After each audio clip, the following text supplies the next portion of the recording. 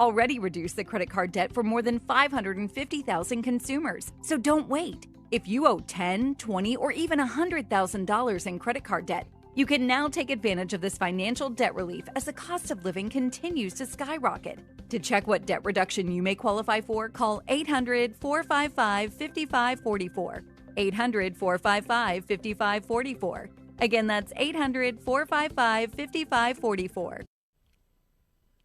Football star Stefan Diggs is out of jail after pleading not guilty to strangulation and assault charges. The New England Patriots wide receiver is accused of assaulting his personal chef in December during an argument over money. She claims Diggs smacked her across her face and tried to choke her with his arm. The Dedham District Court judge released Diggs without bail. Being released today on your own personal recognizance with the conditions of your release. They to stay away and have no contact with the named victim, and that includes third-party contact. The judge scheduled a pre-trial hearing for April 1st. Michael Wallace, CBS News. Elon Musk's SpaceX Dragon has launched its 13th crew to the International Space Station on a big week for the entrepreneur.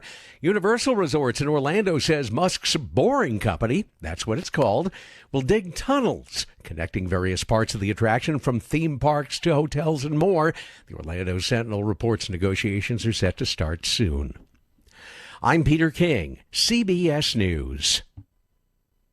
Wesley Financial Group is not a law firm. Ask yourself this question. Is it really worth holding on to that timeshare that you know you need to get rid of? Here's the truth. The average maintenance fee just went up over 17%. That could have been 117%, and there's nothing you can do about it. When you buy a timeshare, you give them a blank check for annual maintenance and assessment fees. I'm Chuck McDowell, founder of Wesley Financial Group. For 15 years, I've helped over 50,000 families cancel their timeshare. Not sell it, not transfer it, cancel it. Did you buy a timeshare because they told you it was a great investment and your maintenance fees would never go up? That's a lie. Are you ready to get rid of your timeshare once and for all? Simply call us and I'll send you our timeshare exit kit that explains all your options for cancellation. Call Wesley now for your timeshare exit kit. 800-990-3434. That's 800-990-3434. 800-990-3434.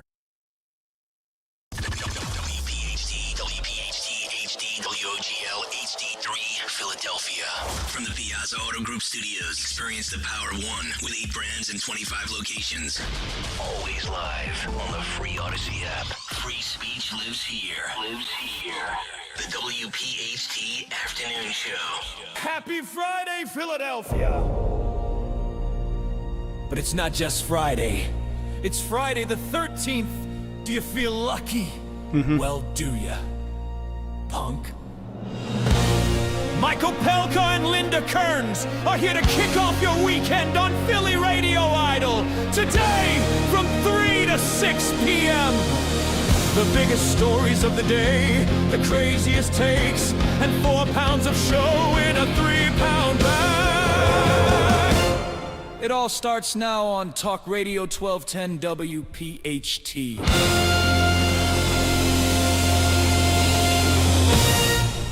Okay, that's all I got, Linda. Time to go, 3:07. Let's roll the tape from yesterday. Let everybody enjoy it. Mike, that was a great intro. You're just so creative. No, I have help. I know how the machines work. That's all I'm going to tell you. The AI help. They do. All you got to do is write the little stuff, and they'll put together the music. Anyway, what I'm so happy for Friday. I don't know if you know this about me, Linda. We've never spent any time together on a Friday, but I celebrate Fridays by saying Friday-luia. So I've heard you say that. And does that have a special meaning, Mike? Yeah, it's a combination. It's a portmanteau. I'm big on the portmanteaus. DeSantis probably is too. It's not a mint. It's not Mentos. It's portmanteaus where you smush 2 words together to create another one. So Friday and hallelujah equals Friday-luia. So here we are. I like Friday. that. Friday. We celebrate Fridays. We celebrate the fact that we all made it this far. We got here. Despite all odds working against us, here we are on the Friday, kicking off the weekend.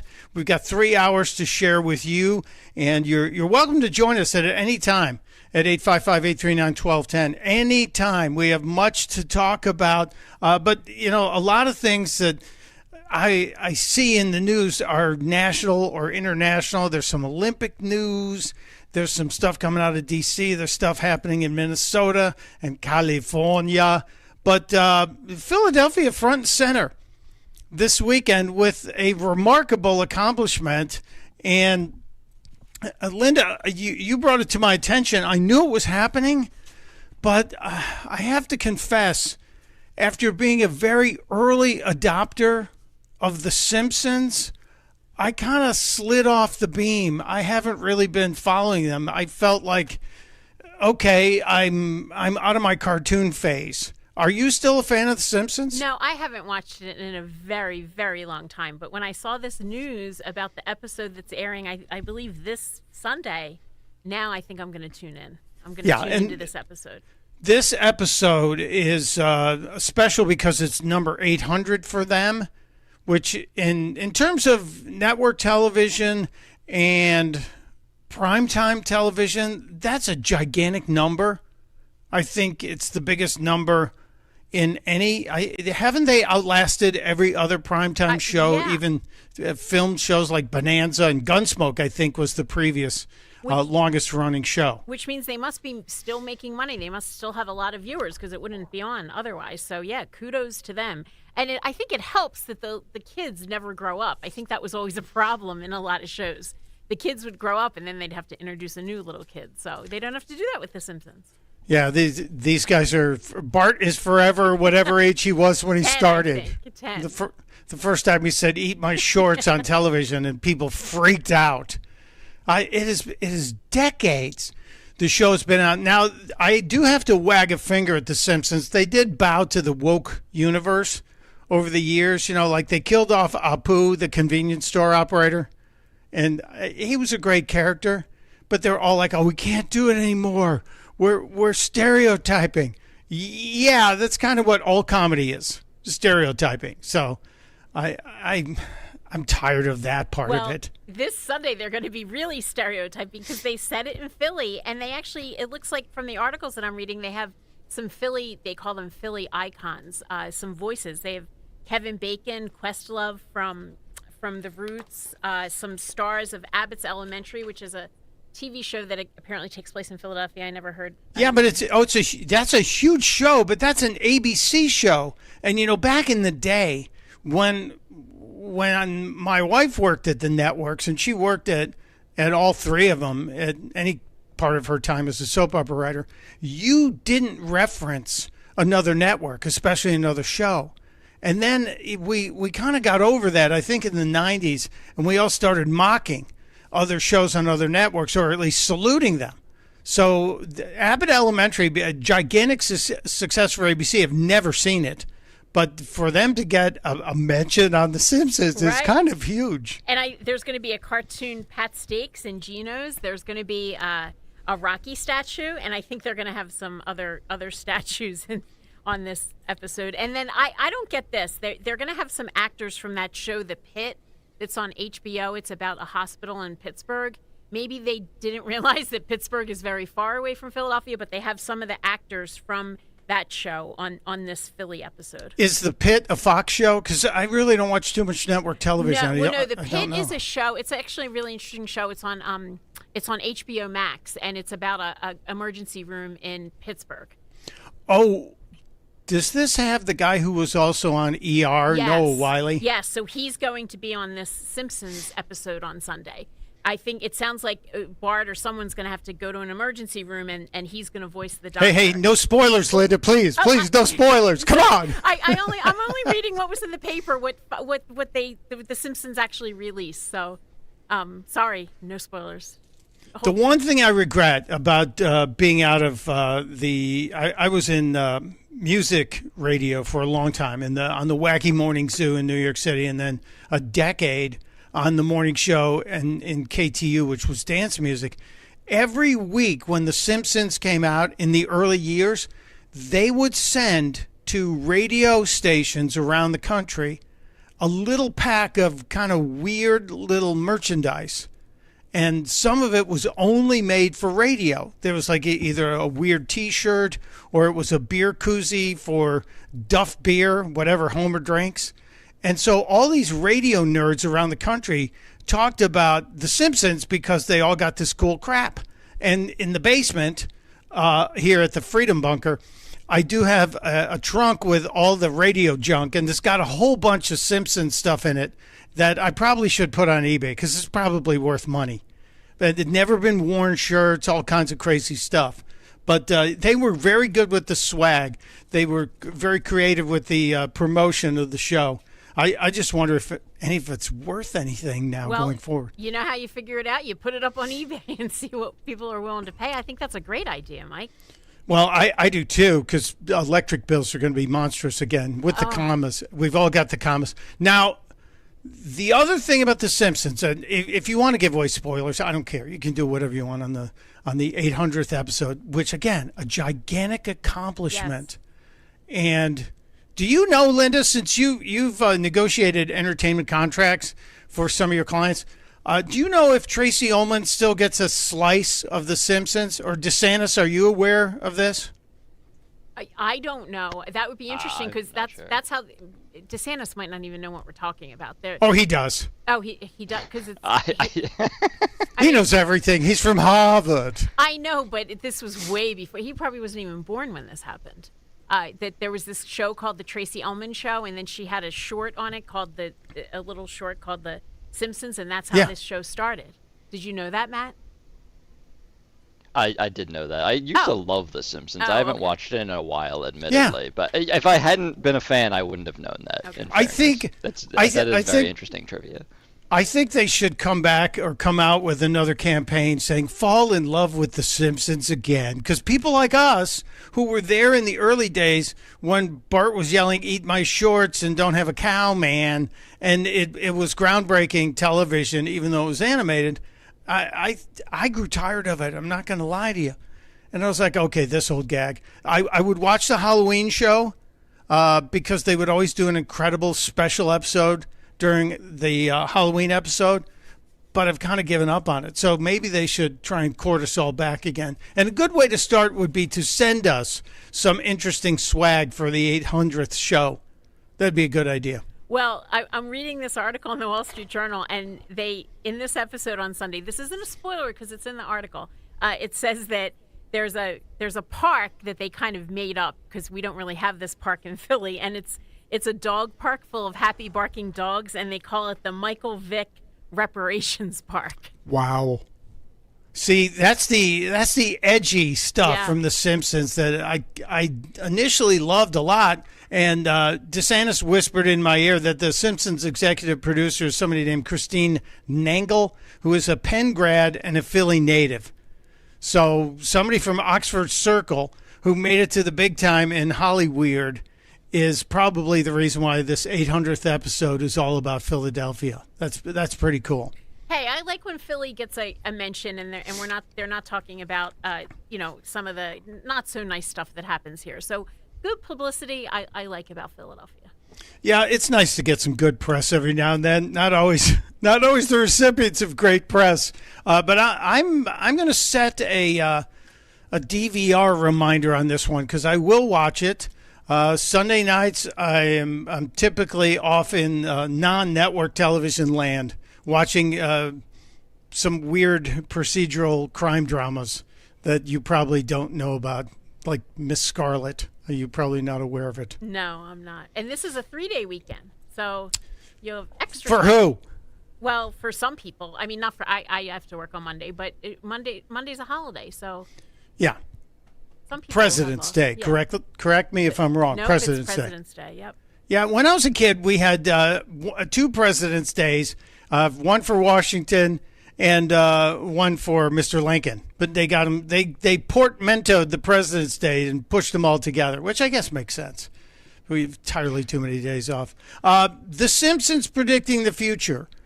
Are you someone who remembers all of that stuff, Linda? I remember reading about it. I can't as I sit here right now. I can't think of one thing that they specifically predicted. Do you have all that? Donald Trump. The Simpsons predicted Trump as president in the year 2000, 16 years before Donald Trump ran for president. Elisa became the president, and she inherited a budget crunch from President Trump. 16 years ahead of Donald Trump. That to me was one of the best ones. One of the best ones they did. But they did stuff like Disney buying 20th Century Fox. But see, I think that was kind of internal rumors because they've been talking about purchasing back and forth for quite some time. And there was in 2014 there was a story about soccer. And then it exposed that it was almost parallel to the FIFA corruption scandal. So they were way ahead of the curve on that. And they did predict in 2010 that the USA would win Olympic gold in curling. Oh, and wait, you were talking about curling yesterday. I loved your theory on curling. Can you tell the audience? Oh, yeah, it's real simple. It relates to all Olympic medals. Everybody gets the same damn medal in the Olympics. You get this little mini hubcap. It would fit on one of the early Honda cars that came over to America.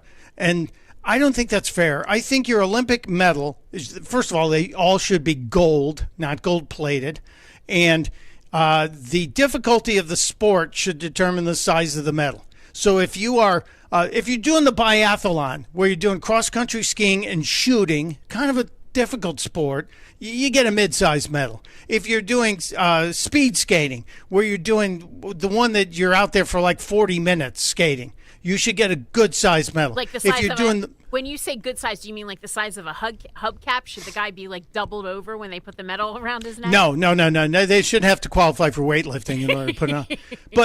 But for curling, where you're sweeping ice, and you theoretically you could hold a beer in one hand and your little broom in the other while you slide down the ice, that should be the size of a dime. Seriously. But in the Simpsons history, where they showed us the reality of how they can predict, in 2010, Boy Meets Curl season 21, Homer and Marge's curling team won gold. And the U.S. men's team won gold in 2018. So that's pretty cool. And then, Linda, I'm surprised you don't know that there was actually a Simpsons episode that kind of mirrored you and your life. So what about my life would it have mirrored? What do you know about my life that... Very little. I only know the small slices you show us about the semi-quarterly trips to Graceland, and lighting of the candles every morning for Elvis, Does the audience know that I went to Graceland? Was that last summer and I called in live you were on the radio and I called in live? I did. Had you ever had somebody call in live from Graceland to your radio show, Mike? Was that no? As a matter of fact, that happened twice in that call. I don't know if you know that. Why? Who else called in? No, it was the first and the last time I will ever take a call from Graceland, just so you know. No, but from most of the things I know about Linda Kerns, other than your fanatical devotion to Elvis Presley and all things Elvis, that you are a fierce defender of our voting rights and the integrity of our elections. Well, in 2008, remember I mentioned the Treehouse of Horror, the Halloween episodes of The Simpsons. Mm-hmm. There was a segment, because they do 3 little segments in the half hour, where Homer's vote for Obama flipped to John McCain. Ooh. So they had a voting machine flipping votes in 2008, well ahead of any discussion of these. What's the name of the machines that are currently in the spotlight? Well, people did accuse I think the Dominion machines, maybe. Dominion, yeah. Well, be careful, because Dominion sued and won a lot of money for the accusations against them. So that's why I wanted you to say the name and not me. Thank you, Mike. I appreciate that. You have much better strength and the ability to protect yourself in this situation. By the way, Tracy Ullman was paid $3 million for the season of The Simpsons that ran on her show, the series of shorts. She sued 20th Century Fox and Rupert Murdoch, claiming that her contract, that she wanted a share of the merch and the profits from the characters. She lost the suit. Yeah, when you brought this up, I was nothing. going to say it kind of depends on what she negotiated. Like at the time, if they said $3 million to her, that might have sounded like a huge amount of money. But then when here we are, all these years later, it's not so much money if she would have gotten a slice of it. I mean, look at what Michael Jordan did with was it the Nikes that he did that, the Air Jordans that he negotiated, the future sales. So. He's still living off that. Yeah, I can tell you after working 3 years at Fox Corporate, creating shows for them, in the very little tiny fine print of your contract, if you come up with a show and they agree to pay to produce it, they pretty much own it in perpetuity going forward. So I understand Tracy Ullman's pain. Although $3 million today, if somebody goes, Mike, well, we're going to give you $3 million for your game show idea, because I have this game show idea called Democrats Say the Darndest Things, and I would take the $3 million. I'd be quite happy with it. I'd say thank you, and you'd never hear from me again. So $3 million, even though it seems like nothing. Right, but I know, but Mike, I think people tend to want more. And what if you sold that terrific idea, and then next thing you know, someone's making $300 million or $3 billion? You would say, hey, I want that kind of money. I want a private plane. I want a slice of that. Well, bad on me for not having Linda Kerns go in and negotiate my contract. I know, but let me tell you. But, Mike, the problem with that, you say, oh, sure, Linda, you'll protect me. Do you know how many times I give advice to my clients and they don't listen? So it's not just you don't have to hire. You hire the right lawyer, but then you also have to listen to the advice. So that's a tip for you. Thank you. And you're not going to bill me for a quarter hour on that, are you? I'm definitely. Good. I round up to half hour. So. Oh, jeez. Are you a government lawyer? For God's sakes. Well, in a way, you are.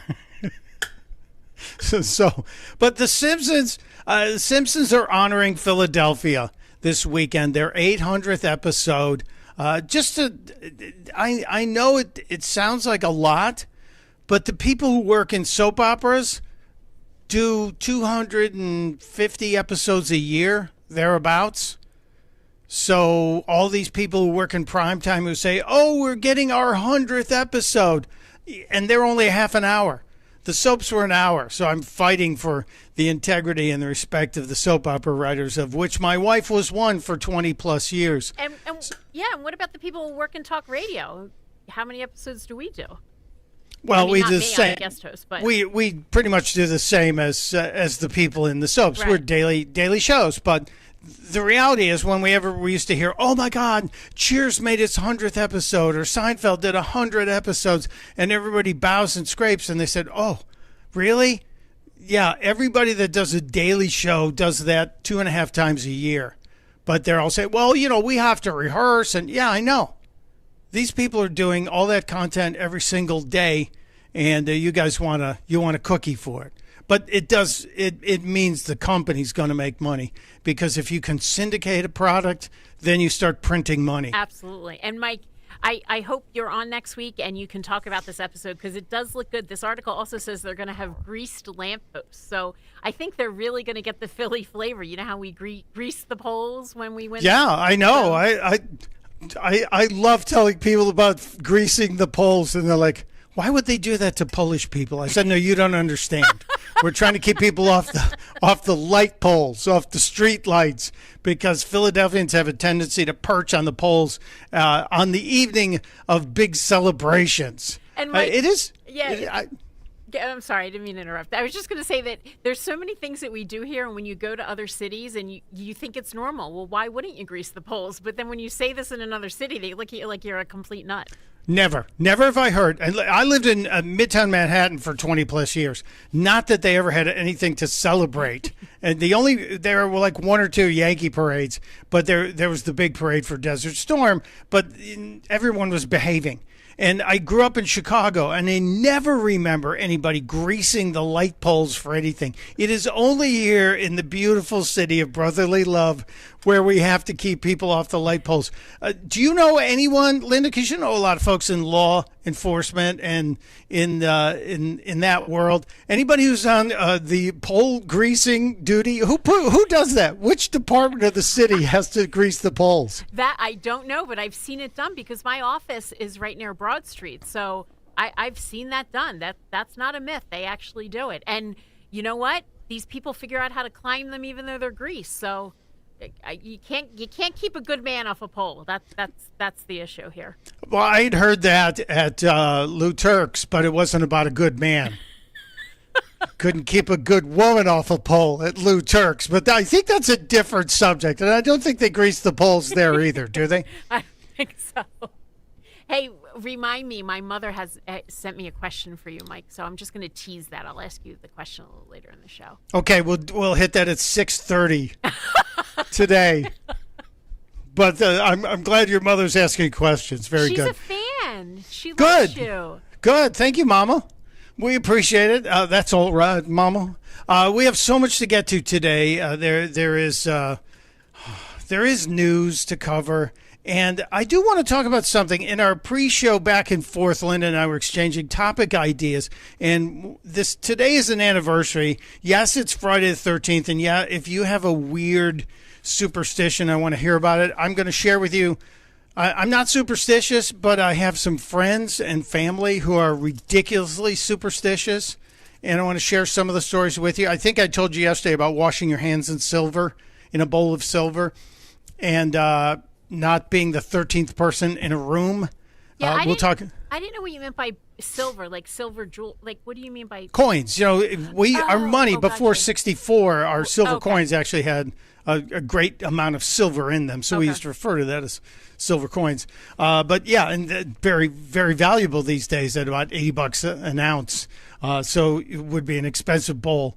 But if you have a unique superstition, love to hear it. 855-839-1210. Or if you have a friend you want to just throw them under the bus and explain their weird superstition. But Linda mentioned the anniversary of the passing of a Supreme Court justice, which always triggers all kinds of historic events. I want to talk about that because I also want to talk about the court, Linda. I don't want to spend too much time on this anniversary as impactful as it is.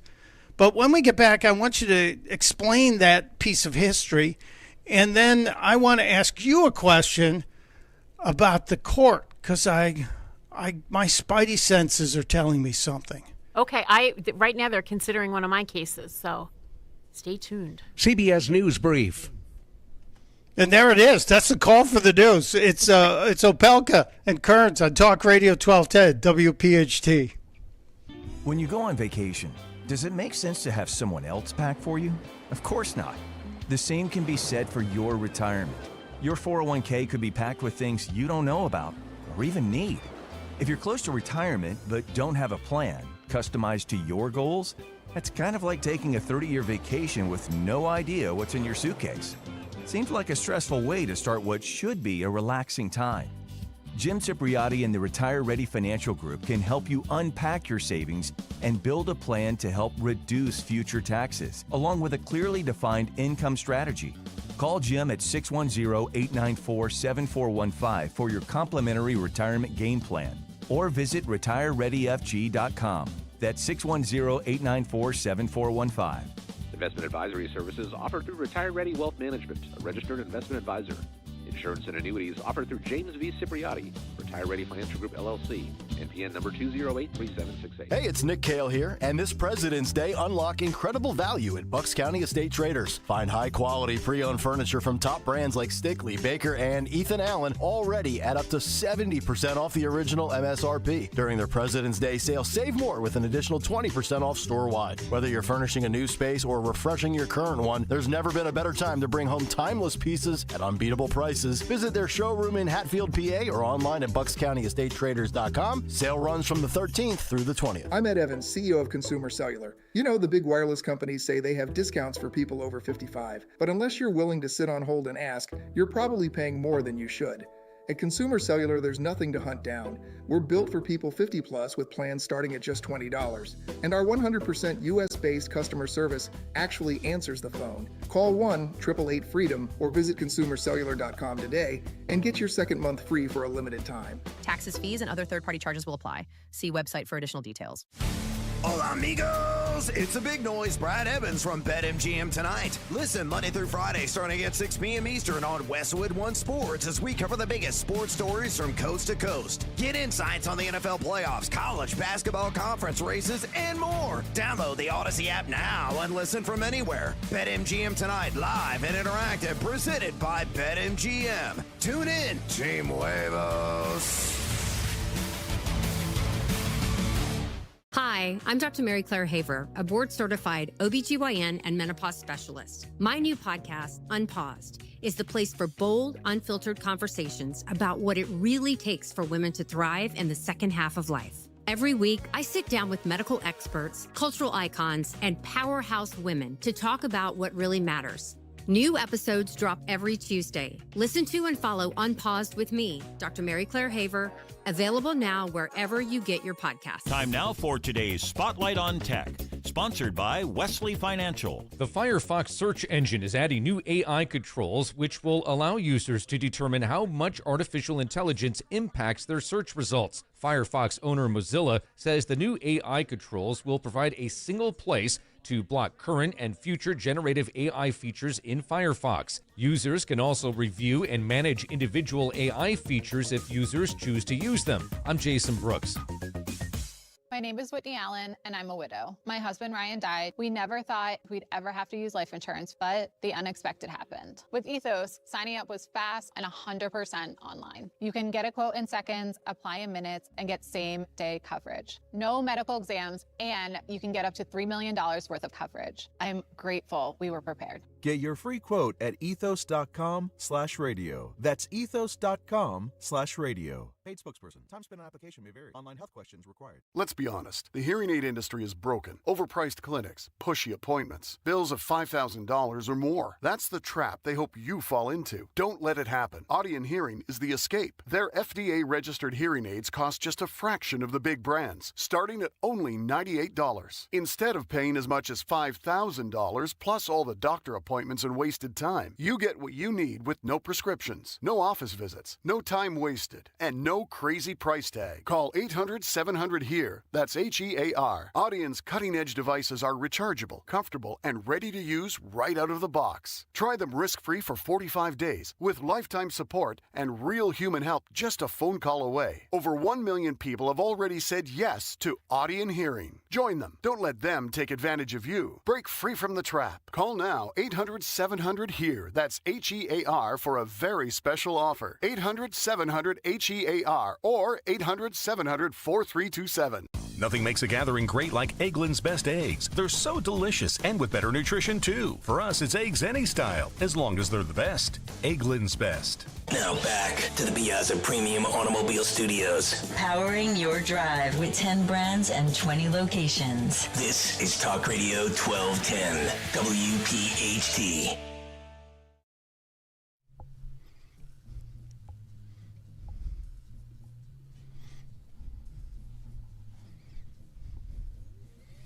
It is 3:36 on this Friday the 13th. Friday, Luya to you. Mike Opelka, Linda Kerns with you. You know, Linda, the morning show likes to talk about their musical knowledge. Greg Stocker, he is a wealth of musical knowledge. I give him big props for it, but I think he never gives Hendrix his due. Is there anybody really, when you hear Hendrix guitar, it's so pure, and yeah, we didn't have him around that long, but I think it's because Hendrix was part of that baby boomer group that Stocker gets so distressed about. Yeah, well, Stocker does seem to spend a lot of time a little bit distressed. He was distressed this morning because he had to play Elvis music for me. But it was for a good cause. I mean, you donated a bunch of money for the Travis Manion Foundation. God bless you for that. So I'm glad he finally made good on it. It was you almost got past the statute of limitations. You would have taken him to court. Is that what your Supreme Court filing was? No. Okay, good. No, it was not. But you know, I'm going to have to give Stocker some heat because theoretically, I'm a late stage baby boomer. And so I'm one of those evil people he talks about all the time. And I still believe my generation is responsible for giving some of the greatest music as well as movies, as well as literature, even though nobody cares about books anymore. But so I'm waiting till I see him in person to broach the subject. A couple of updates on things, then there's a phone call we have to get to before we talk Supreme Court. Greasing of the poles, which sounds like it should be an Olympic event. The greasing of the poles here in Philadelphia. How big should that medal be? That one should be tiny, and the cleanup should be bigger. That's true. The greasing and the ungreasing should be a big medal. Yeah. The degreaser has to get the bigger medal. But the Philly PD is actually responsible for greasing the poles. And do you know what they call that group that has that detail? No. Did you find this out over the break? Yeah, well, DeSantis did the work on this. I got to give him love on this. They're known as the Crisco cops. Do they use actual Crisco? Is that what they use? I hope not, because that'd be very expensive. I think we should go to Costco and get like a discounted grease. I'm sure there's a cheaper grease out there. I'm sure. Sorry. Go ahead, it's Matt. Biodegradable grease. Of course it is. Of course. It's green grease. I wonder if they even clean it. Maybe they just let it wash off. Oh, that would be nasty, because then it's going down in the sewers. And then it's going to, you've seen those videos where that clog is in the sewers that they tell you that, everything's going to be backed up, because not only are people flushing their wipes, but they're also flushing their Crisco. But the Crisco cops, God bless the people that have to grease the poles. Whew.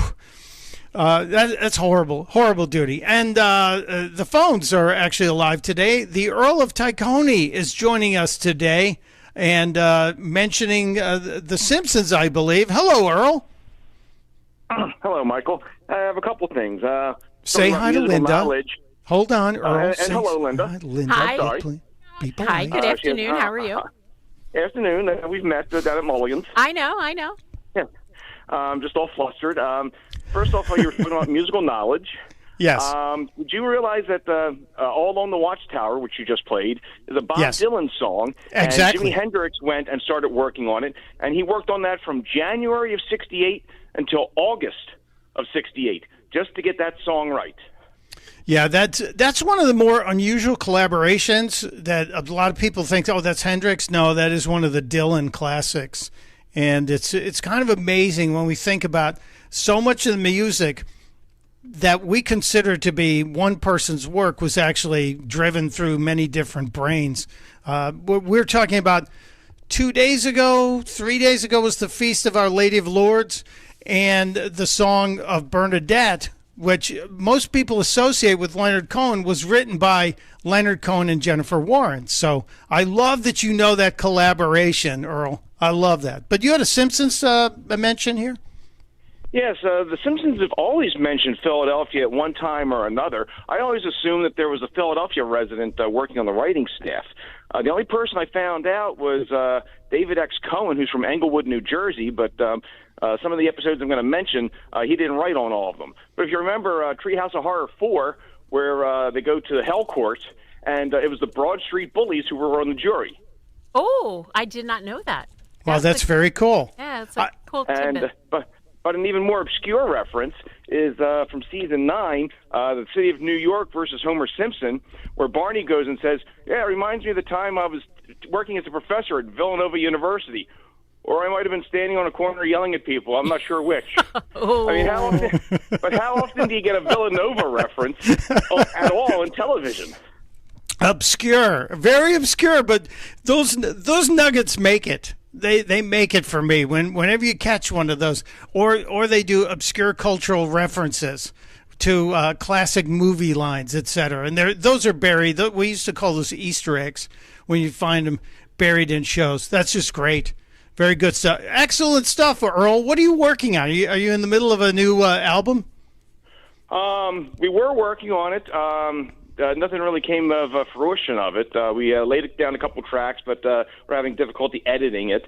I do have a couple of other non-Christmas songs I've been working on, but I could do them now for you, but they don't really refer to any current topics. Well, we will, when they are ready, when the time is appropriate, I'm sure you will tug on my sleeve, and we'll make sure we give them the appropriate attention, which I think would be a unless good you want to thing. hear about Minnesota corruption and the Somalis stealing money, unless you want to just hear something about that. If not, I can always wait until later.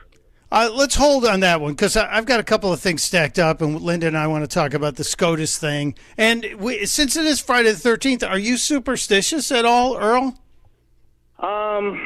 In a way, I sort of am. Thanks for reminding me. I forgot about that. When I go and I work, I do the paperwork for my company. And whenever I make up the paperwork and the bills, it has where you're supposed to fill in the date. And I make it a point, I never fill in the date because superstitious. Every time I fill the date in and I send them out, for some reason they bring the work back. If I leave the date blank, they go out and they do the work and they fill it out themselves. Really? And this has happened enough times to where you've created a policy to do that? That's wild. Yes, like I said, every time I'll send them out, and maybe a job will cancel, or the weather will be bad, or they can't find parking, and they keep bringing it back. And it's like or someone won't show up. I'll fill out the paperwork the night before, and we'll be shorthanded. And it's like, I can't do the job today. The one guy we need isn't here. And it happened so many times. I just got to the point. Never fill out the paperwork. Never print anything out until the day everyone shows up, and we're sure we're going out. And wow. It's not so much a superstition because it actually happens. I love that as an interesting superstition of yours. Thank you, Earl. Always appreciate your contributions, and your depth of knowledge is vast. Yeah, nice to talk to you. Oh, thank you, Linda. And thank you, Earl. You too, Mike. Thank you, brother. Linda, that's kind of an interesting. Do you have any superstitious quirks like that about work or about cases, about prep for witnesses? Are you in any way, shape, or form superstitious? Because you said you're not. Yeah, I can't think of anything. I know that I kind of like everything. I kind of like everything in its spot. Like on my desk, everything has to be in its spot and so forth. But it's not a superstition as much as just anal retentive. Well, that's a little Did hard. I say that out loud? I'm sorry. I'm sorry, Linda. No, you like your order, and everybody works in their own environment. I work in a organized chaos structure, as I like to explain it to my wife. But there are certain things that people have to have in order to function. And I mentioned it yesterday, and we talked about it briefly earlier, the bowl of silver. And my dad's dad, my grandfather, was a remarkable guy. Came to this country and had a third-grade education and really self-educated, became a VP of an insurance company. Remarkable American success story. And he was as superstitious as the day is long. He did not want to be the 13th person at any table or in any room where people were gathered. So he would scope out the room before he'd walk in. If there were 12 people, he would not go in. Really? If there were really that yeah. Yeah, he did not want to be the 13th person. And on New Year's Day and on Friday the 13th, because sometimes there are a few in a year, he had a bowl on their dining room table that had change in it. And it was only silver. $50, quarters, dimes, and so they were all silver coins, and he would regularly wash his hands in the silver in order to, he said, bring himself good luck. And I don't know where that came from. He was a crazy old bohemian guy, but one of my idols growing up. So yeah, those were two from him. And I have a dear friend who is a gambler. It's not Nick Cale. Although if this story were Nick Cale, I would love to share this with the radio audience. My buddy Roger likes to bet on the horses. And one time he was in the bathroom in a stall when the race started, when they said, and they're off. And he won very big on that race. And so for the next 10 races, whatever it was, whenever the race was about to start, he had to be back in that same stall, sitting on that same toilet in order to feel comfortable. That's a superstitious gambler. That is very superstitious. Serious whack job. But you said it, not me. Yeah, you'd expect him to be a friend of mine. But if anybody has a superstition, you're welcome to share it with us. No judgments. But no judgments. I'm going to make a judgment about the washing the hands in silver just because coins and money is kind of filthy, so you're not really washing your hands as much as getting tons of dirt and germs on them. He was someone who washed his coins before he put them in the bowl. Oh, okay. Thank you. It's not like he was emptying out the Coinstar machine and then just bathing in it or something. But yeah, that's a very good point. Money is very filthy, and all the people who were toll takers used to always have horrible stories about the condition of the money they got. I wonder, they're all going away too, aren't they? Atlantic City Freeway, Atlantic City Expressway is no longer going to have human toll takers. Yeah, it's all automated now. It's all automated. Yeah. That's a shame. That's another thing going away. Well, I've run us up against the clock here. I want to talk about Supreme Court. I want to talk about the anniversary because today, Friday the 13th, is 10 years today, right, Linda? Friday the 13th is 10 years today? No, the anniversary you brought up to me about the justice. Yes. 10 years ago. We got to talk about something that happened 10 years ago. We'll get to it right after the break.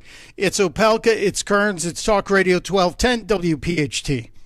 We all hear the radio ads about the IRS. They tell you to be afraid, to be scared, and they try to frighten you into calling. I'm not here to do that. Tax Relief Advocates is different. TRA is here to tell you that if you owe money to the IRS, whether it's $5,000, $50,000, or $500,000, we have a solution. It doesn't matter if you're sitting in your car, at work, or with your kids. No matter where you are, call now. 800-575-9834. Don't lose hope. TRA can eliminate or reduce what you owe to the IRS. Generous programs are now available that can give you a fresh start. Our passion is taxes and helping individuals fix their IRS problems. We have over 1,000 5-star reviews on Google and an A+ with the Better Business Bureau. You don't need to be afraid of the IRS any longer. End your tax nightmare today by visiting us online at TRA.com or call 800-575-9834. That's 800-575-9834.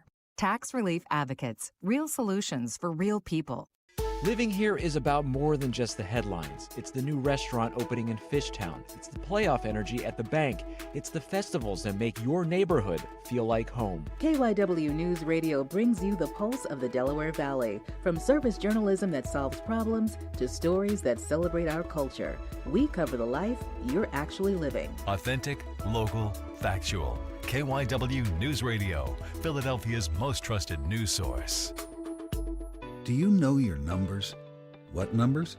Your heart health numbers, your blood pressure, your cholesterol, your blood sugar, and your body mass index. They're important, so ask your doctor. Learn your numbers, and if something doesn't seem right with them, see a Deborah specialist at one of our offices throughout South Jersey. After all, when it's your heart, you don't take chances. Find a specialist near you at demanddeborah.org. Want to treat yourself to something safe, gorgeous, and affordable?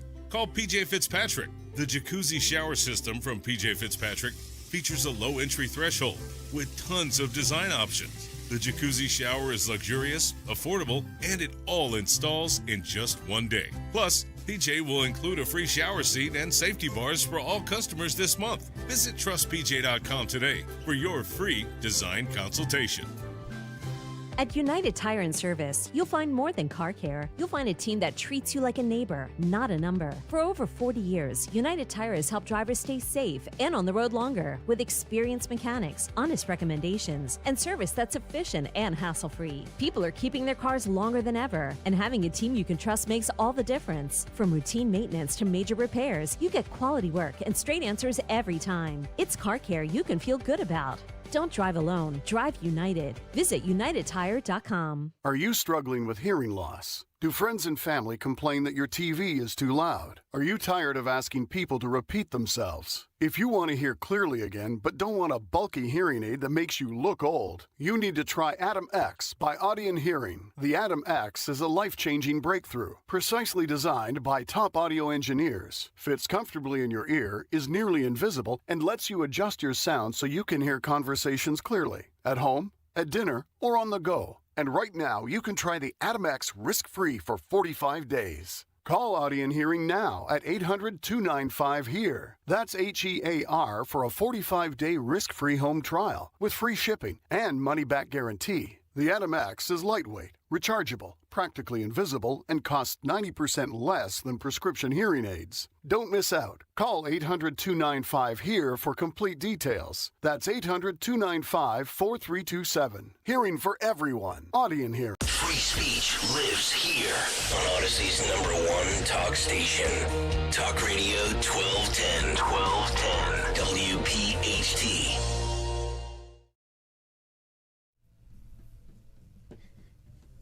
It is 3:53. Mike Opelka, Linda Kerns, Friday. You here in Philadelphia, Talk Radio 1210 WPHT. Linda, is your purse on the floor? No, it's right here. In fact, do you know which purse I use? Can you see it on the YouTube? I have limited personal knowledge. No, I don't know. I have no idea. It's my Phillies purse. Oh, good for you. Is that like a special designer Phillies bag? Yeah, from Dooney and Burke, and I have an Eagles one too, but I retired that one, a few weeks ago. Very special. My wife has a purse closet, and after 30-some years, there are a lot of entries in the purse closet. I only know the ones that are really expensive come with their own little purse. There's a purse for the purse. It's like a bag. Yeah, they come in like a cloth bag to keep it really nice, yeah. It seems kind of funny to me that you would put a purse in a purse. Well, some of these purses can get very, very pricey. I mean, we're talking $5,000. Yeah. There's a Chanel bag in there that my wife goes, oh, yeah, I think I could get $5,000 on eBay. I'm like, what? Why is it in the closet? Why? Do you don't remember approving that purchase? No, that was pre-me. That was before me. Okay. So it's more than 35 years ago. Okay. But it looks great. It's in good shape. I don't get it. $5,000. DeSantis, have you experienced the expensive purse phenomenon? I have. There's some really just insanely overpriced purses. I don't know how closely you follow it, but Hermes, however it's pronounced, I believe they have a bag called the Birkin, which is $30,000 retail. But you can't actually walk into the store and buy it, even if you have $30,000. You actually have to purchase like $200,000 or $300,000 worth of goods from Hermes in order to qualify for the Birkin bag. So you have to earn this right to spend $30,000 on a leather good, which is insane to me. I shouldn't say anything about it because bourbon is becoming the same way. With certain bourbons are almost as expensive, and after you use them, you don't have them. At least with the purse, you still have it. Like Linda, you still have your Eagles purse, or you still have your Phillies bag. And I'll bring the Eagles one out. I'll keep the Phillies one until they're out, and then I'll bring the Eagles one back out. And I've some expensive purses, and I've had some in my lifetime, so I've definitely been on that trend. And it completes the outfit. But I will say that. I wouldn't know. I wouldn't know. Look, we got 2 minutes. I will say. Wait. All right, Matt, with the laughing. Are you laughing at me or with me? Both. I'm laughing with you. Okay. I'm always Team Linda. Thank you. So, Opelka, you started by saying, "Is my purse on the floor?" Are you going to talk about how many germs a purse has?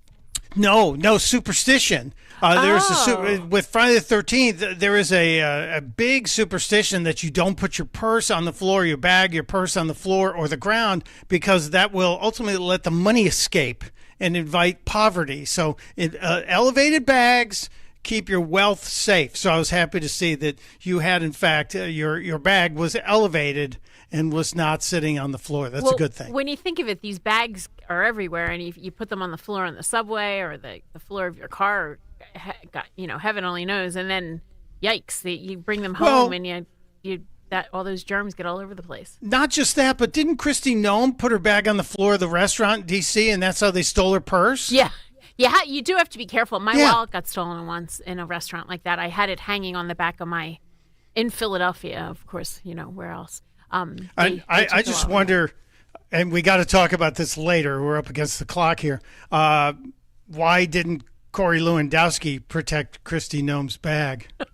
I worked with him on the 2020 campaign, so we're gonna have to talk about that story too. Deep into Corey Lewandowski. Well, does he have the Kavorka? Are you aware? Does he got something special? I No, I'm not aware. Because wasn't he hitting Hope Hicks, too?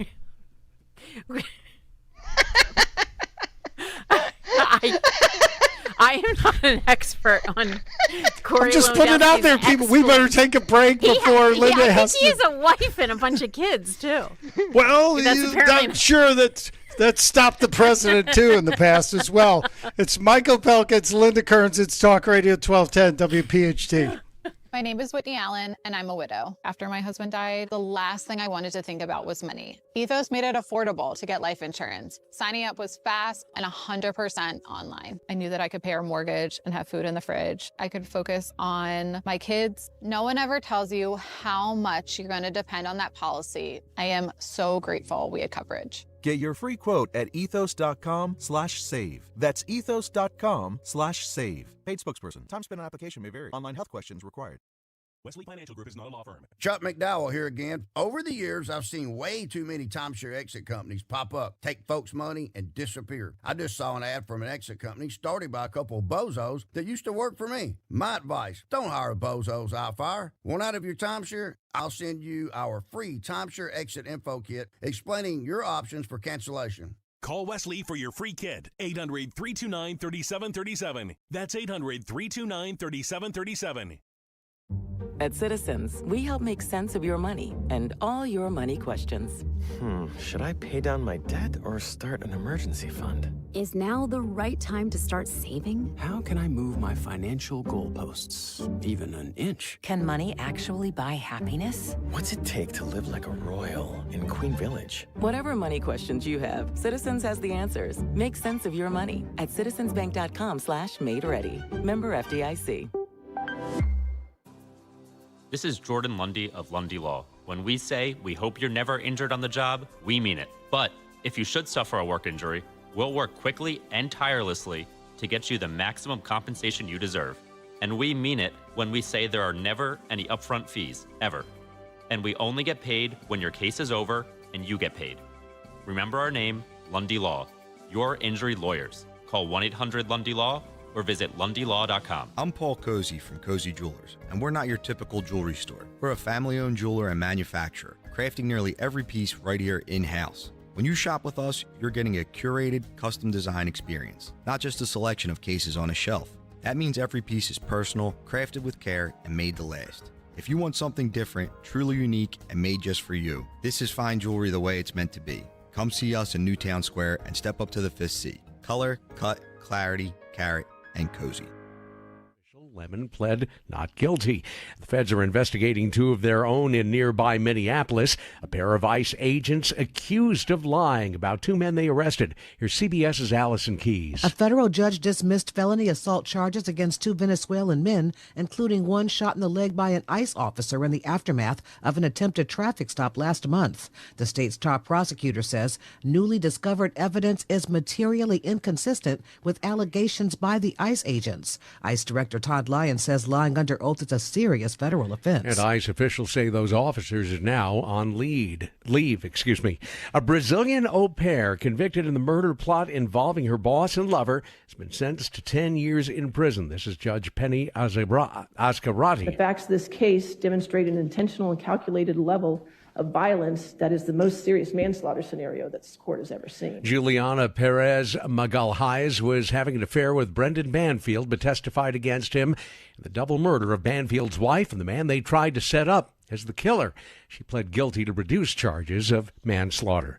Well, nearly 2 weeks after she was taken from her home, the FBI has increased its reward in the Nancy Guthrie case and released a new description of the suspect that was seen on Guthrie's doorbell camera. CBS's Andres Gutierrez is in Tucson, where he says neighbors and strangers are showing their support for Guthrie's family. With the search now in day 13, well-wishers have turned to a local flower shop to show their support. Matt Biggs of Casa Adobe's flower shop says some of the orders for the Guthrie family have even come from outside Tucson. I think the whole country's, on the edge of their seat right now. The yellow roses are meant to be a symbol of hope that Nancy Guthrie will return safely to her home. Wall Street at the close, the Dow gained 49 points and the NASDAQ lost 50. This is CBS News. Go to the ends of the earth, half a world away. Reach for the stars. If I take time to think, they might go get Brad. On CBS, Sunday morning. Attention! Have you racked up $10,000 or more in credit card debt? Are you barely getting by making minimum payments? With credit card debt reaching all-time highs, National Debt Relief is notifying consumers about significant debt relief options currently being made available to help those with overwhelming credit card debt. These options may reduce a large portion of credit card debt for those who qualify. You don't need to declare bankruptcy or take out a consolidation loan, and you may only have to pay back a fraction of what you owe, even if you have bad credit. National Debt Relief has already reduced the credit card debt for more than 550,000 consumers, so don't wait. If you owe $10,000, $20,000, or even $100,000 in credit card debt, you can now take advantage of this financial debt relief as the cost of living continues to skyrocket. To check what debt reduction you may qualify for, call 800-455-5544. 800-455-5544. Again, that's 800-455-5544. Fans and friends of the late actor James Van Der Beek are stepping up in a big way to help his family. More on that from CBS's Deborah Rodriguez. I don't want to wait for our lives to be over. A GoFundMe for the late Dawson's Creek star's wife and 6 children has topped $2 million. Among supporters, his character Dawson Leary's favorite director, Steven Spielberg, who donated $25,000. 48-year-old Van Der Beek died of colorectal cancer Wednesday. His wife Kimberly has posted a cover of the Dawson's Creek theme song by country singer Alana Springsteen. The fundraiser notes the costs of James' medical care have left the family out of money. Deborah Rodriguez, CBS News. 4 new crew members are on their way to the International Space Station after a pre-dawn launch from Florida. They're due to arrive there tomorrow. I'm Peter King, CBS News.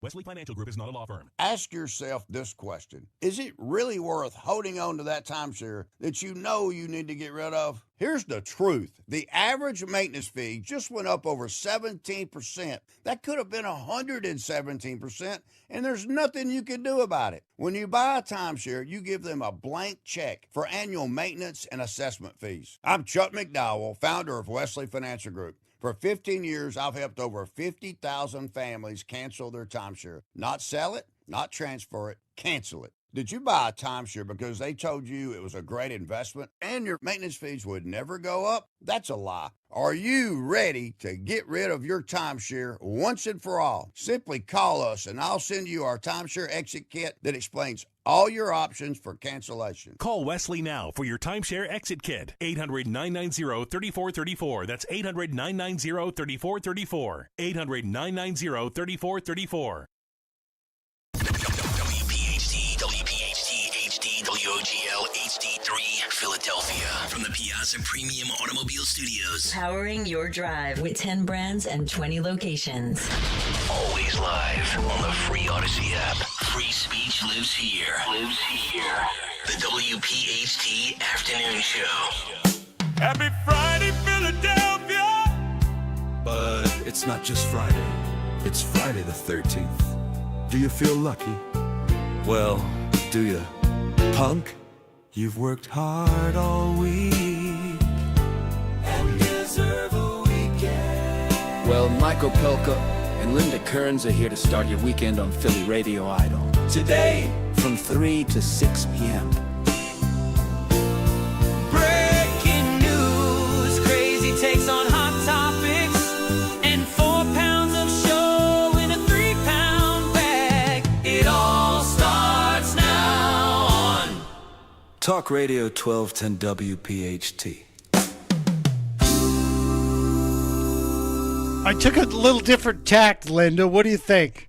I'll say that this is why God made chocolate and vanilla, because everyone has different tastes. So that one maybe wasn't to my taste. Yeah, see, people were saying yesterday, oh, it's too crazy, too dramatic. And even you said I was a little over the top, a little dramatic with the open.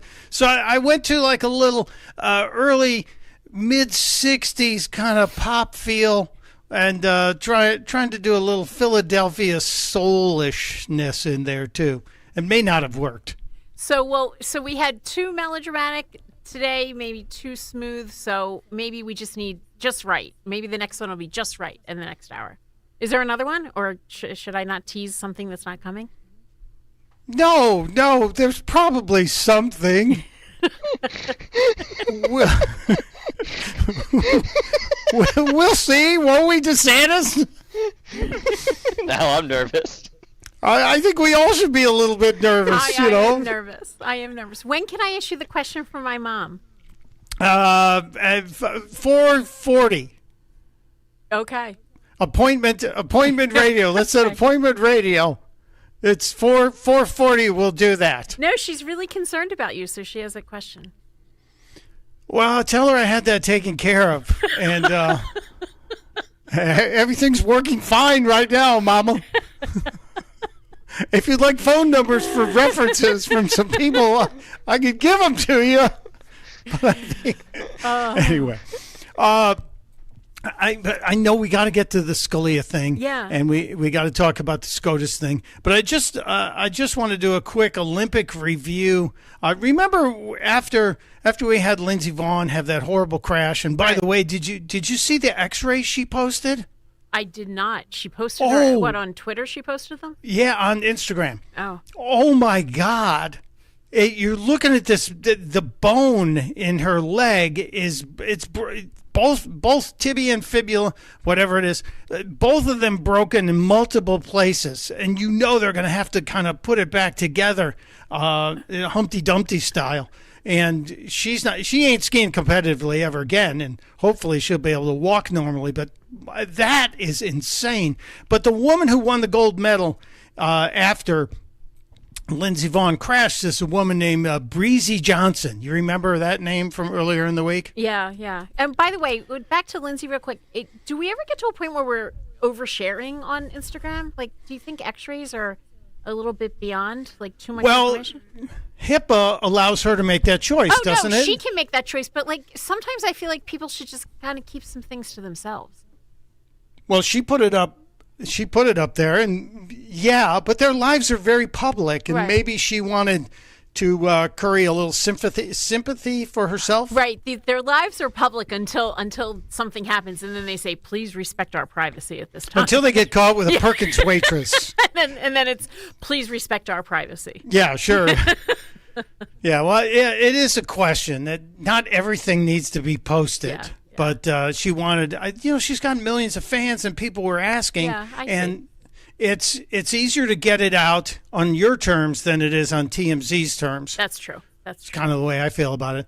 But the woman that won the gold in the same event, Breezy Johnson, the American, she was all hot and bothered about being the first athlete from Team USA to come out at the games. You remember that? She wanted everybody to know that she's the first out athlete to take home team gold at the Italian Winter Games.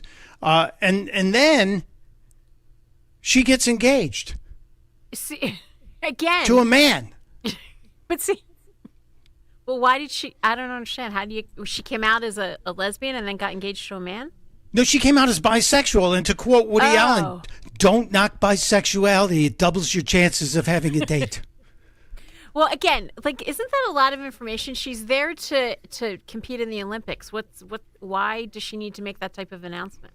I don't know, but I just thought, I'm like you. I think the Olympic torch is now being dwarfed in terms of light by the oversharing lamp. Yes. Because that oversharing lamp is burning very brightly now. I mean, do you have to just announce, well, I like men, I like women, I like both? Is that going to be required of all these athletes now? Sometimes you feel like a nut, sometimes you don't. Just saying. Just leaving it out there right now. Come on, Mike, I'm going to start laughing too hard and I won't be able to talk. I'm sorry, I'll quit. Is that what you're trying to do? No, it just hit me. I'm watching this Olympic story and I'm going, okay, you're the one who came out on Monday and said that you're the first out athlete to win a gold medal, and is that supposed to get you another medal? We don't care. Finish first. Do all the spins and flips. And then we have a proposal on the slopes. The boyfriend, who I guess it was his day in the barrel, because maybe the day before was the girl's turn, then it's the guy's turn. He decided he better propose. It's crazy to me. I don't care. I just think all of these social media pages, they just think that they have to just announce all this stuff, and sometimes maybe it's better to just keep the mystery alive. Like, enough. We don't need to hear you. We know you don't need to vomit out every thought that you have. Very true, Linda. Very true. I also do feel a little bit sorry for the other woman.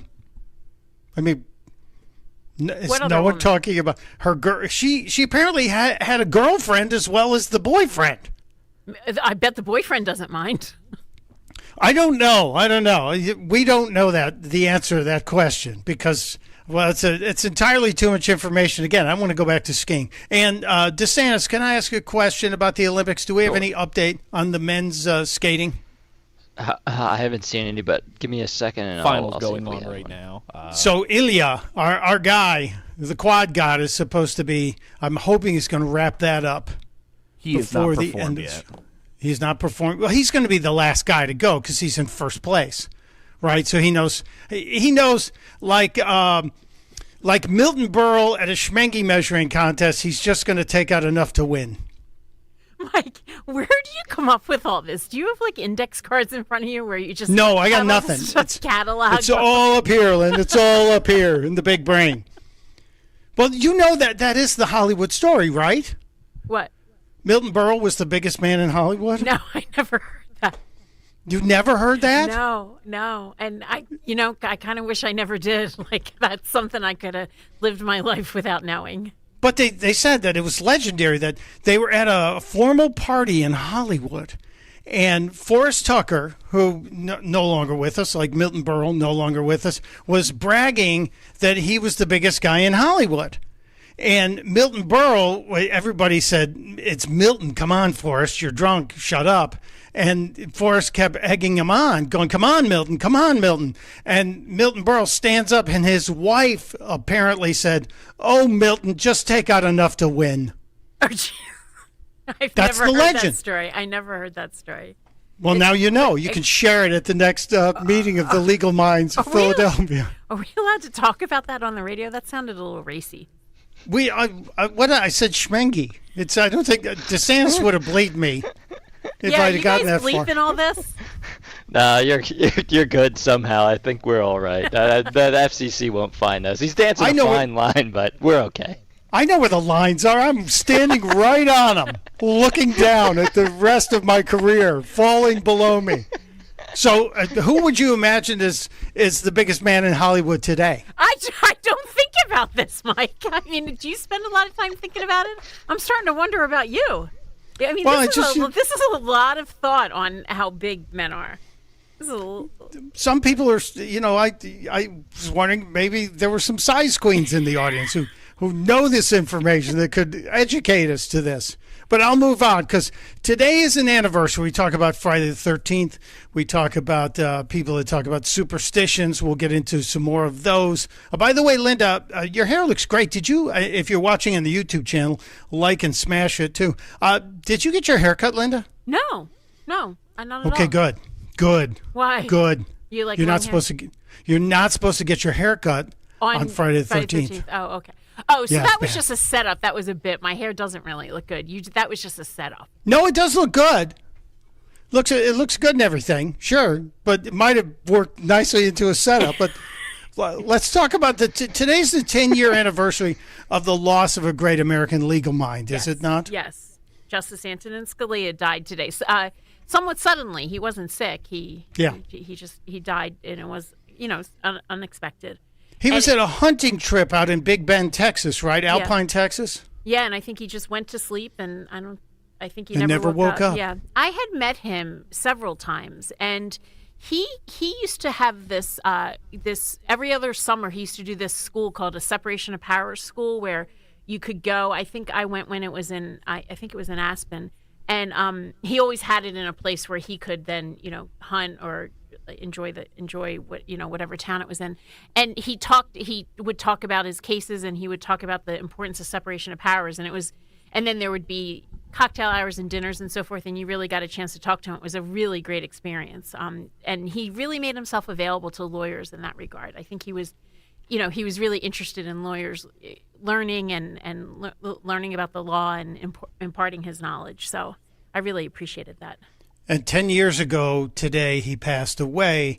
And that in itself was a kind of a huge deal because it started the reshaping of the court. I will say, if anybody is a fan of biographies, James Rosen, great reporter, guy does incredible journalistic work, wrote a book about Scalia that it's huge, but it is really good. It's all the way up into his life becoming a Supreme Court justice, and it's wonderful if you're looking for a good book. He led an amazing life, and I want to shout out to my friend Don McGahn, who at the time in February of 2016 was Trump's attorney, Donald Trump's campaign attorney, and he basically came up with, some other people helped him, came up with this list of potential people who were going to who candidate Trump would pick to replace Scalia if he won the presidency. And that really upended the election. No one had ever done that, and it made the race all about the Supreme Court. And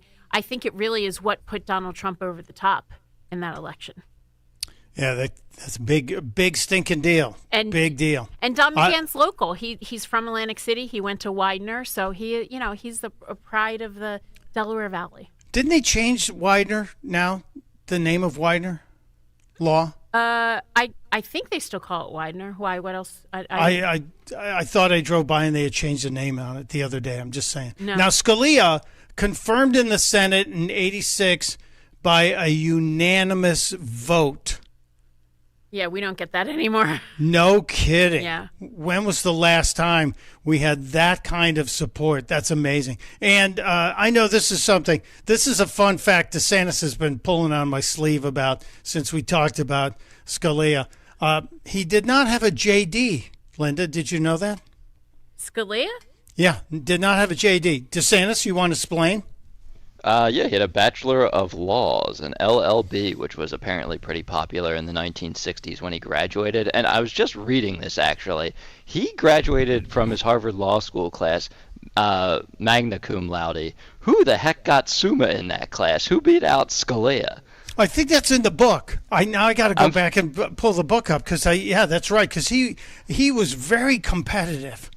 I'm fascinated by these law school rankings of the Supreme Court justices because there are some other really interesting ones. Like William Rehnquist graduated first in his class at Stanford. Sandra Day O'Connor actually graduated second.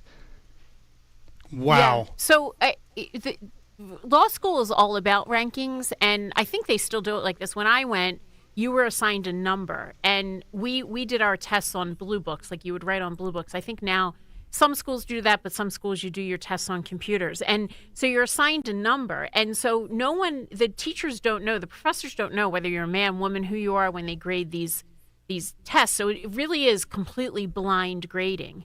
And then law school is all about ranking. So, you're assigned a number, and then that number, all your grades are assigned to that, and then they rank everybody.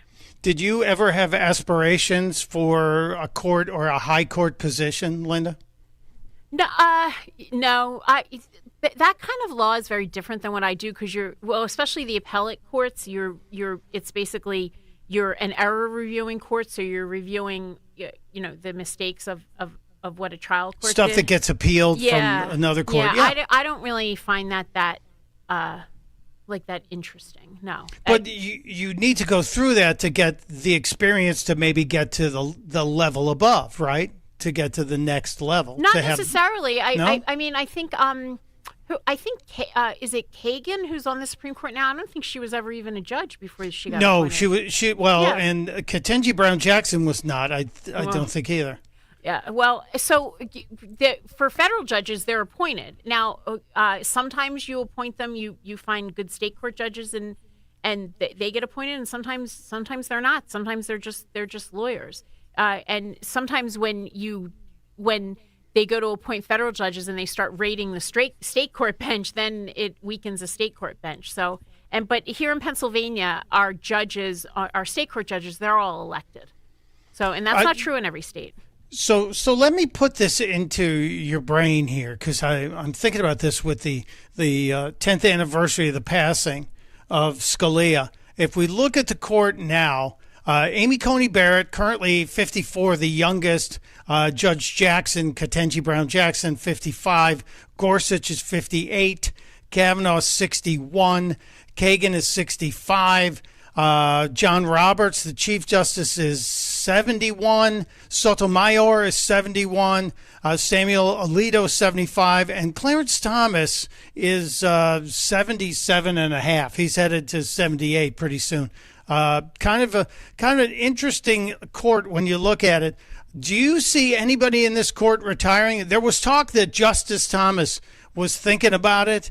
And I know that I think it's Sotomayor who has a real diabetes problem, and they were thinking she might be stepping aside too. But if Trump gets to replace a Democrat-appointed judge, can you imagine? The left will lose its mind. I mean, I just remember the Kavanaugh hearings. I remember the visuals on TV with those people like banging on the doors of the Supreme Court and screaming and hollering and yelling.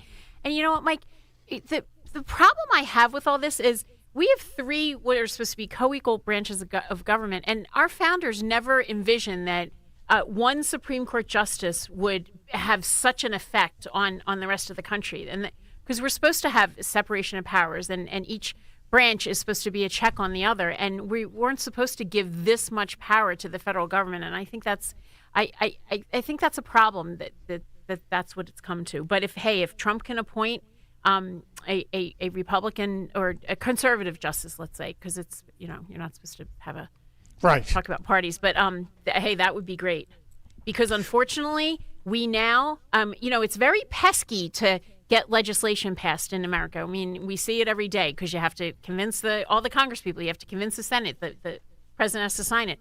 That's a pesky process. Why not just find a good case and send it up to the Supreme Court and convince 9 people to pass it rather than all those legislators? So that, unfortunately, that's where we've come to. Well, I'm nervous, and I'm such a big fan of Clarence Thomas. If you read that book and watched that documentary as well, where he narrates his life story, you realize that he really came full circle, because he was not a conservative in his early college days. Thomas is healthy, but he is the oldest of the justices. Yeah. And I know that if there is a justice who either retires or takes a dirt nap for whatever reason, and Donald Trump has to appoint someone, it's going to be a difficult task now with the way the Senate currently is broken down. But God forbid the Republicans lose control of the Senate. Do you think the Democrats would hold off replacing a liberal justice until the next president? In this political climate, absolutely. I think we'd really be in for a huge mess. And speaking of Clarence Thomas, he's so down to earth. Do you remember one time TMZ actually caught up with him, and he actually stood there for an interview, and it was just such a great interview. He was so personable, so funny. He said to them, "Are you the guys that follow people around?" I mean, and he's just stood there and talked to the TMZ guys. He's really personal. I remember I'm a member of the Federalist Society, and we have a meeting every year in November in Washington, D.C., and he spoke the year after Scalia died, and he was almost crying about Scalia and his friendship with Scalia. He's just a real down to earth guy, and I agree with you on his biography. I would love to see him stay as long as he can, and Same. God hope he is as healthy as can be for as long as can be. I wouldn't mind if Sonia Sotomayor wanted to retire and spend time with her family. I think that would be a good thing for her to do. And if Elena Kagan got tired, because there's a lot of reading, that would be a good thing too, especially in the next year or next 6 months. I'd be happy with that. I'd be quite good with that. Now, have you been inside the Supreme Court building in D.C., Linda? No, I'm a member of the Supreme Court bar, but no, and you can go down there and get sworn in. I didn't, and I have not gone down there, no. So you got an ID that could get us inside the building? I guess, I'm a member of the bar, which means I can file cases. Sure. But could you get us, DeSantis? You know where I'm going with this, don't you? Oh gosh. Well, I'm starting to get scared. So no. The highest court. It is the highest court in the land, is it not, Linda? Yes, but what is? I'm very nervous about what you're going to ask me, and I think the answer is going to be whatever you're going to ask me to do. I think I'm going to have to say no. But go ahead. I'll try to keep an open mind. That building, which is just footsteps away from my other favorite building in D.C., the Library of Congress. And yes, I have a Library of Congress card. You should too. There is a basketball court inside the Supreme Court at the top, an indoor basketball court. And DeSantis and I would like to play a game of horse. Okay. That's my dream. So I feel like I'm always doing favors for DeSantis. You know, I was counsel to the Think about it as a favor for me. Well, I was counsel to the inaugural committee this year, and or was that last year? And last year, yeah. And DeSantis said, "I want one of the inaugural Coca-Colas. They only made a select few. They didn't sell them. They were so hard to get." And DeSantis said, "I want one," and I got him one. And now he did. And now he wants me to get him into a basketball court. I mean, I think I can file cases and I'm allowed to argue before the court. When I looked at the application, it didn't say anything about the basketball court. Well, you know, just once we're in the building, once you're past, here's the deal, Linda. There are only certain areas in the building where you can access from the public, because I've been in and out. I've taken the tour, and they take you to the chamber, and you see where the arguments are happening. Sometimes you can actually watch a little bit of an argument going on. But I think once you get inside to where the filing goes on, DeSantis could drop and tie his shoe, and I could scoot around the back. So are and you find guys, the entrance. And you're going to carry a basketball past the security? They have it all up there. They have government basketballs up there. Okay, all right. This sounds like a great plan. Great idea. This sounds like a great buddy movie. Yeah. Which would be very definitely. Good. Have cameras on you. Definitely record this for YouTube. Body cams. Yeah. We'd have little body cams. Definitely. That we get. Definitely. And be sure when when the Capitol Police come and drag you off, be sure to make sure that they get all that on film, because that would be a really good. That would make a podcast out of it. I have two dreams. One is to play horse against DeSantis at the highest court in the land, the Supreme Court. The other one, Justin and I want to go bowling in the White House bowling alley. Mm-hmm.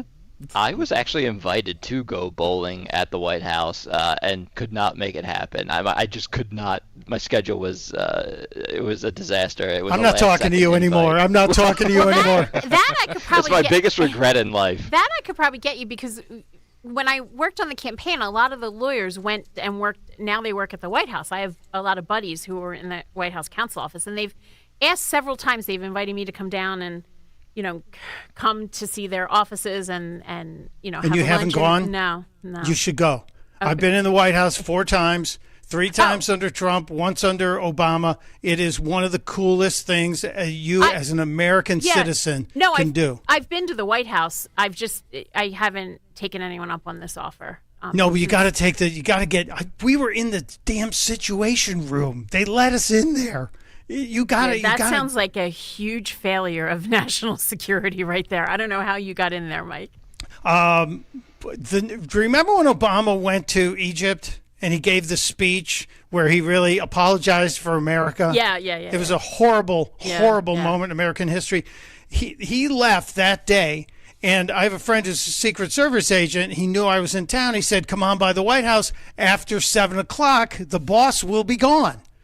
So wow. I went to the White House. We went in the side door, and he gave us the tour. I got pictures of me right there on the edge of the Oval Office, because if you cross the threshold, alarms go off and stuff. But we got the inside tour. We're in the Navy mess, and then we went down to the Situation Room. We're walking inside the Situation Room. I brought Montel Williams with me because we were working together. And so we're in the Situation Room. We're sitting at the table. We're looking at all the stuff. We're swinging around the chairs. And they have these giant tubes that slide open. Looks like something out of the old Get Smart series. And inside there were phones. I said, "What's with the phone booths?" And they said, "Those are secure phone lines that you can call anywhere, and they're impossible to be tapped." So I'm jumping in and out of the tubes telling goofy stories, and Montel is laughing his butt off. And then the wall behind us slides open, and there's a control room behind it with like 3 guys looking at screens, and we all fell silent. And the Secret Service agent who was walking us around fell silent, and this guy with a headset on goes, the boss would like to know if we're having a party. Really? This is a great story. Obama was in flight over the Atlantic Ocean. They were talking to the control room, and they heard us laughing and screwing around in the Situation Room. We were ushered out shortly after that. Mike, are you the type of person who, when you get into a situation like that, like you want to touch everything, like, hey, let me touch this phone, or let me touch this Hell phone? Yes. Linda, you know where the White House, and I know we're late on time, the White House press room where they do the briefing? Yeah. Do you know what that's on top of? No. Okay. There used to be a swimming pool in the White House. Oh. Kennedy used to swim because he had a bad back. Right. When Kennedy died and Johnson became president, he said, drain the pool, let's build the press room here. So they put a floor over the tiled swimming pool. Right. And all the wires and all the equipment are underneath there, so all the network feeds come out of there. Well, there's a little, like, steps down into a swimming pool from a side door because they have to go fix the equipment every now and then. And all of the tiles inside have been signed by every president, every vice president, and most of the network news people who've been down there. And when we went down there, my Secret Service buddy goes, hey, want to sign the wall? And I said, tag the White House? Hell yes. So you did? Oh, yeah. I got pictures of me tagging the White House. Oh, good for you, Mike. But I haven't gotten to go bowling. Oh, okay. So, all right, we got to take a break. When we come back, Linda's mother has a question. If you have a question, 855-839-1210, 855-839-1210. We'll also talk about your superstitions. And I have a little game I like to play called Democrats Say the Darndest Things, Linda. Are you open to hearing some dumb things said by Democrats? Mike, I'm open to hearing any of your games. You know, I think I have a game I want to play with you, so there you go. Okay, we'll get into that. I'm not only a little nervous, I'm a lot nervous. It's Opelka and Kerns on Talk Radio 1210, WPHT. Hey, it's Nick Kale. On Thursday, March 12th, we are proud to host the 9th annual Talk Radio 1210 WPHT Radiothon, benefiting the Travis Manion Foundation and presented by Edelman's Coins. Thanks to you and our partners and sponsors, we have raised more than $1.6 million, proving what's possible when a community comes together. Dawn Stensland here. TMF honors Doylestown native First Lieutenant Travis Manion, who made the ultimate sacrifice. His legacy lives on through his words, if not me, then who? Empowering veterans and families of the fallen to lead and serve our communities, developing leaders and inspiring the next generation. You'll hear from me and Dawn, Greg Stocker, Dom Giordano, Rich Zioli, as well as veterans and their families, and Gold Star sister and TMF CEO Ryan Manion. We invite you, tune in, support this mission through donations. Thursday, March 12th, 6 a.m. through 7 p.m., 1210WPHT.com for details. Presented by Edelman's Coins, Philadelphia's local bullion dealer, also made possible by Bucks County Estate Traders, Marvin E. Cann's HVAC, Piazza Auto Group, and Veneria Dental. This year, flavor doesn't walk. It runs wild. At P.F. Chang's, we're charging into the year of the horse with bold new wok-fired dishes like pork belly bao buns and refreshing cocktails like the Midnight Gallop. P.F. Chang's beloved red envelope tradition returns, adding a surprise element to every visit during the Lunar New Year. Each guest receives a red envelope revealing a special offer redeemable on a future visit. Celebrate the Lunar New Year with flavor that runs wild at P.F. Chang's. Valid for dine-in only while supplies last. Details at pfchangs.com. Wesley Financial Group is not a law firm, and Chuck McDowell, definitely not an attorney. This is Chuck. Do you feel stupid for buying a timeshare? Don't. It's not your fault. You were most likely told you could rent it, and it was a great financial investment. And the deal was available today only. If this happened to you, contact your resort or Wesley Financial Group for help today. Call Wesley now for your free exit information kit. 800-939-1441. 800-939-1441. Hi, this is Larry Steinhaus, and I want to let you know that I buy houses. I buy houses from people that may be a tired landlord, maybe somebody who's having trouble selling their house, or maybe someone who needs to sell their house quickly. Well, all you need to do is call 855-939-1137. That's 855-939-1137, and I promise to answer the phone and help you with your situation. That's right, your house may be cluttered. It may be a house that a relative left you, or it may just be a house you just want to get rid of. 855-939-1137. This is the energy of the Acura RDX. The energy of performance and adventure. With super handling all-wheel drive. The Acura RDX. This is the energy of innovation. Acura. Precision crafted performance. Visit Piazza Acura of Ardmore, Reading, or Westchester for a test drive today. Wesley Financial Group is not a law firm, and Chuck McDowell, definitely not an attorney. This is Chuck. Do you feel stupid for buying a timeshare? Don't. It's not your fault. You were most likely told you could rent it, and it was a great financial investment. And the deal was available today only. If this happened to you, contact your resort or Wesley Financial Group for help today. Call Wesley now for your free exit information kit. 800-939-1441. 800-939-1441. This year, flavor doesn't walk. It runs wild. At P.F. Chang's, we're charging into the year of the horse with bold new wok-fired dishes like pork belly bao buns and refreshing cocktails like the Midnight Gallop.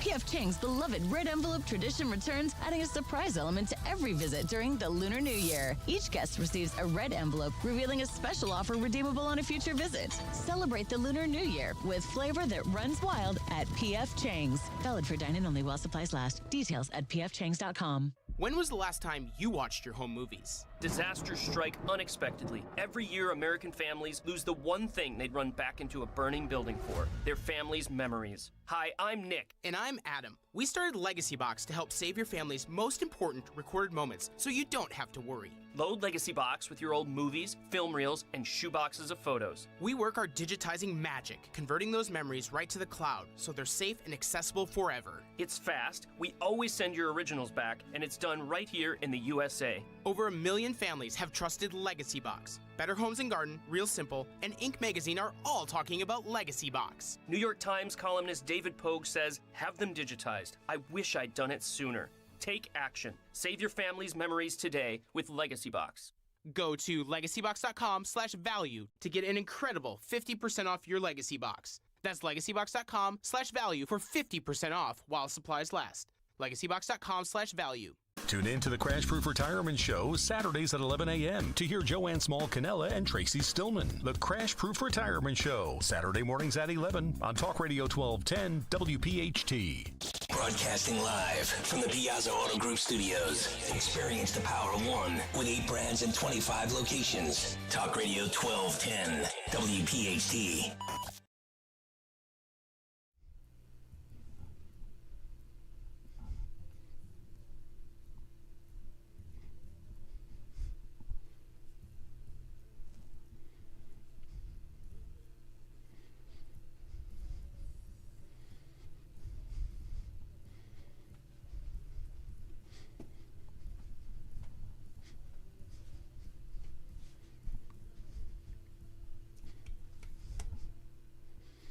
How about that? Elvis imitators. Linda Kerns, have you heard that song before? I haven't, but I do. I appreciate the nod to Elvis. You know, I was just thinking, where's my Elvis bumper music? I even brought Justin dinner again tonight and dessert. So special dessert treat for Valentine's Day. So I'm glad I at least got an Elvis-ish song. That is a song called Elvis Imitators, written by the late, great Steve Goodman, that nobody knows but me and a couple of other really cool people. He gave us the City of New Orleans song, but he wrote that song, recorded it, and his good friend Jimmy Buffett sang that. That's Jimmy Buffett singing Elvis Imitators, but he couldn't put it out under his name because he's afraid that you would firebomb his house. So I would firebomb his house? Well, you know, Linda crazy Kerns? people like you, Elvis fans. Wait, crazy, okay. I generalize, but yeah, little. So the Elvis Imitator song was recorded and put out under the name Freddie and the Fish Sticks. Well, we went from me enjoying Elvis music to firebombing houses. That was a huge leap. Well, you are a little obsessed. I think it's okay to say that you may be the biggest Elvis Presley fan I've ever met in my life, and I've met several. Well, can I just say, though, that when I go to Graceland and I look around, I look at and I'm like, these people are nuts. Like, I'm not like these people. These people are really nutty. I'm one of the sane Elvis fans, so I think there's different degrees. I got to tell you, this sounds like some things I've heard at some interventions. I'm here at Elvis Anonymous meeting. Hi, Linda. Welcome. Anyway, Linda, we have to get to the Corey Lewandowski story as well and the Christine Nome story. But you had a question from your mother. Yeah. So, Mike, and she's really concerned. We're Catholic. My mom's Catholic, and Catholics are very good at worrying. And she said that she heard you on the show or on one of your shows a few weeks ago, and you were talking about your niece, and you were worried about her because she needed some type of medical marijuana, and she wasn't going to be able to get it anymore. So my mom's very worried. She wants to make sure that your niece is okay. Yeah, I have a niece who is now an adult, but she has challenges in her life. When she was 2, she got leukemia. Okay. And the treatment for the leukemia at the time, like 17, 18 years ago, was so rough. And as we know, to battle cancers, it's just brutal, the kind of treatment we have. And she was left with seizures every single day of her life. The medications were crazy. And so her parents really had a very difficult time. She could not be mainstreamed through school. She had to go to special needs schools, and couldn't ride a bike like a kid. You had a very tough life. And then about 7 years into that, somebody said, have you tried, can we take her off all the meds she's on now, the anti-seizure meds, and try a medical marijuana patch? And they said, yeah. And she tried it. And Linda, she has not had a seizure. She was having them daily. She hasn't had a seizure in like 7 or 8 years. Why is my mom worried that she can't get it anymore? Because Illinois is so stupid. They won't classify this patch at a certain level so that it can be brought in from the manufacturer in Missouri. And I'm not saying that there are people doing kind of an underground railroad carrying the patches in from the Missouri manufacturer, but they're working on trying to get the law changed. Okay. And it's the Illinois legislature moves at a glacial pace. It's just brutally slow. But what my sister, they did get a law written in the state of Illinois called Ashley's Law. That's my niece's name. When she was in school, originally the schools weren't allowed to let her bring her patch into the building because of the classification of marijuana. Wow. It was Schedule 1. So they finally wrote a law that was named after Ashley, and she could have 1 or 2 patches in the nurse's office and go in and they could put the patch on her. Okay. But now that she's out of school, life is completely changed and she can't get access. It's just crazy, but thank your mom. That's very kind of her. It's a battle. My brother-in-law writes about it every day because the Today Show did 2 stories on Ashley, and there's several newspapers in Chicago doing stories. I'm one of the loudest anti-recreational pot people you'll meet. I think it's one of the worst things we've done is to decriminalize the recreational use of marijuana because it's gotten to be so potent, and we don't know, as evidenced by the latest reporting in the New York Times, that so many adults are using marijuana, whether it's gummies or smoking or whatever, that we don't understand the effects. The THC content is so much higher than it was when I was a user. And I was a user up until I turned 25. And then I have not been there and I smoked my weight in college, Linda. I'm not going to lie about it. Mike, and the thing with marijuana, first of all, if it is a drug like your niece needs, why does it need separate dispensaries, and why does it need all this these separate institutions rather than just classify it like a drug. That's my one thing about marijuana. But the other thing I worry about with this recreational marijuana is, first of all, Philly smells like pot. Like, you walk around now, in addition to all the other scents you smell in Philly, now you smell pot. But also, I worry that there's no taboos with marijuana. It seems like people think it's okay to get up and smoke marijuana. But if you do it in the morning and then you get in a car, that's not a good thing. Yeah, they found a year and a half ago, they did a survey in Ohio and found that more than 45% of the people driving to work in the morning were using marijuana in some way, shape, or form. Not good. You've got 5,000 pounds of metal traveling 60 miles an hour, and your reaction times are diminished. And we don't know. There's no real way to tell the test of a driver to figure out if they're impaired on pot. Right. Yeah. I mean, because I deal with that a lot in my cases. You can take blood tests and so forth, but obviously a police officer can't do that when he stops you.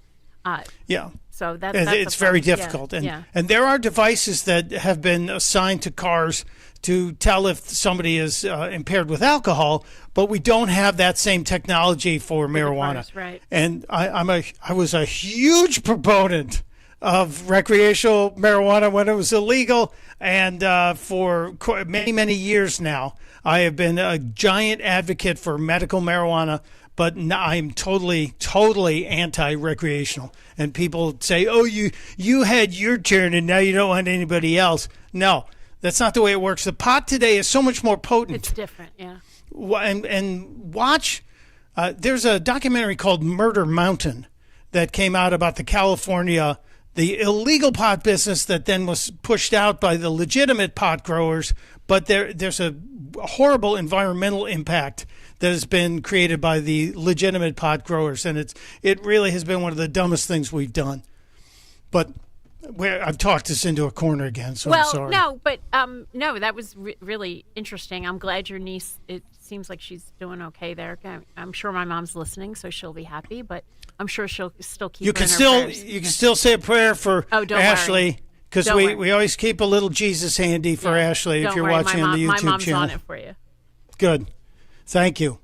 Her parents are amazing. I don't know where they get the patience and the strength to deal with it, because it's been several decades now. I've heard them trying to take care of this little angel. And but after seeing your picture yesterday that you put up, your picture from school, yeah, I'm shocked that you smoke pot. That's not what your picture looked like. I know. I did send.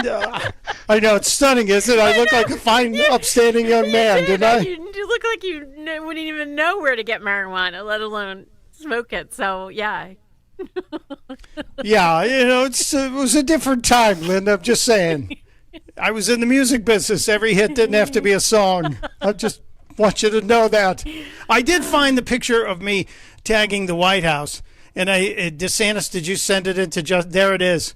If you could look on the YouTube channel, that is below the press room, and I have a marker in hand, and I'm scribbling somewhere between George W. Bush and Anderson Cooper on the tiled walls of the White House press briefing room, the pool underneath it.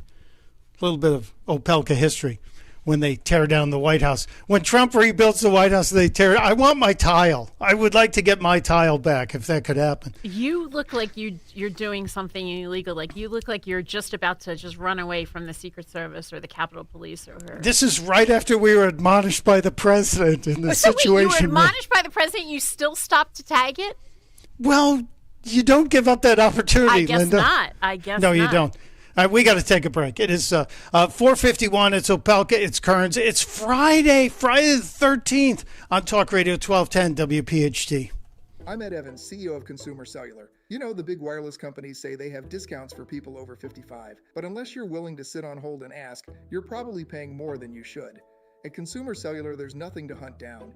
We're built for people 50 plus with plans starting at just $20. And our 100% US-based customer service actually answers the phone. Call 1-888-FREEDOM or visit consumercellular.com today and get your second month free for a limited time. Taxes, fees, and other third-party charges will apply. See website for additional details. My name is Whitney Allen, and I'm a widow. My husband, Ryan, died. We never thought we'd ever have to use life insurance, but the unexpected happened. With Ethos, signing up was fast and 100% online. You can get a quote in seconds, apply in minutes, and get same-day coverage. No medical exams, and you can get up to $3 million worth of coverage. I'm grateful we were prepared. Get your free quote at ethos.com/radio. That's ethos.com/radio. Paid spokesperson. Time spent on application may vary. Online health questions required. Philadelphia homeowners, your home is one of your biggest investments. Closet Factory helps you protect it by adding custom storage solutions designed to last. From closets and home offices to garages and pantries, Closet Factory creates American-made, custom-built organization that increases function, beauty, and long-term value. Call 215-461-4013 today or visit closetfactory.com. Closet Factory, smart storage built the right way. Hi, this is Bill with Rothright, a boutique firm specializing in tax-efficient Roth conversions. Just consider, if you had $1 million Roth conversion, you could be paying anywhere between $300,000 to $500,000 in upfront taxes, which prevents most people from doing the conversion. In the same scenario, Rothright can save you between 35 to 40% in upfront costs. Call us at 855-415-ROTH. Accredited investors only, not a financial advisory firm. Consult with a tax professional. Hi, this is Dave Barlow from Barlow Buick GMC in Woodbury, New Jersey. Hey, you got plans this February? Because something at Barlow Buick GMC has a crush on you. Maybe it's the beautiful Buick Envista batting its headlights, or the chiseled GMC Sierra flexing a little muscle. Maybe it's the GMC Terrain, which always leads to true love. Visit Barlow Buick GMC in Woodbury or shop 24/7 at barlowautogroup.com. Buick, exceptional by design. GMC, we are professional grade. I'm John Morgan of Morgan & Morgan. Why should you hire America's largest injury law firm for your case? There's lots of reasons. Just like there's a reason millions of people called us last year in their time of need. When it comes to fighting for justice and compensation, millions of people across the country trust us to go to battle for them. We became the largest injury law firm in the world for a reason. There's only one Morgan & Morgan, forthepeople.com. Injured? Dial pound law or visit forthepeople.com for an office near you. Hi, this is Dom Giordano. February, American Heart Month, a time to focus on total heart health. That includes exercise, heart-healthy foods, and your dental health. Plaque buildup in your mouth can lead to bacteria growth. That bacteria can contribute to serious conditions like endocarditis or arteriosclerosis. Now's the perfect time to schedule a visit with board-certified prostodontist Dr. Robert Bentz. Visit BentzDentalGroup.com to schedule that consultation or call 610-272-6949. Bentz Dental Group, say it with a smile. Winter is here, and even small roof problems can become big leaks. I'm Merrill Reese for Impriano Roofing and Siding, trusted by local families for over 50 years. Their experts handle roofing, siding, and energy-efficient windows with no pressure, no gimmicks, just honest work and lasting results. Be proactive. Protect your home before the next storm hits. Visit Impriano.com or call 610-644-4444 today. The best homes have an Impriano roof. Impriano Roofing and Siding. Family trusted since 1973. Now you can listen to Talk Radio 1210 WPHT on the iHeartRadio app.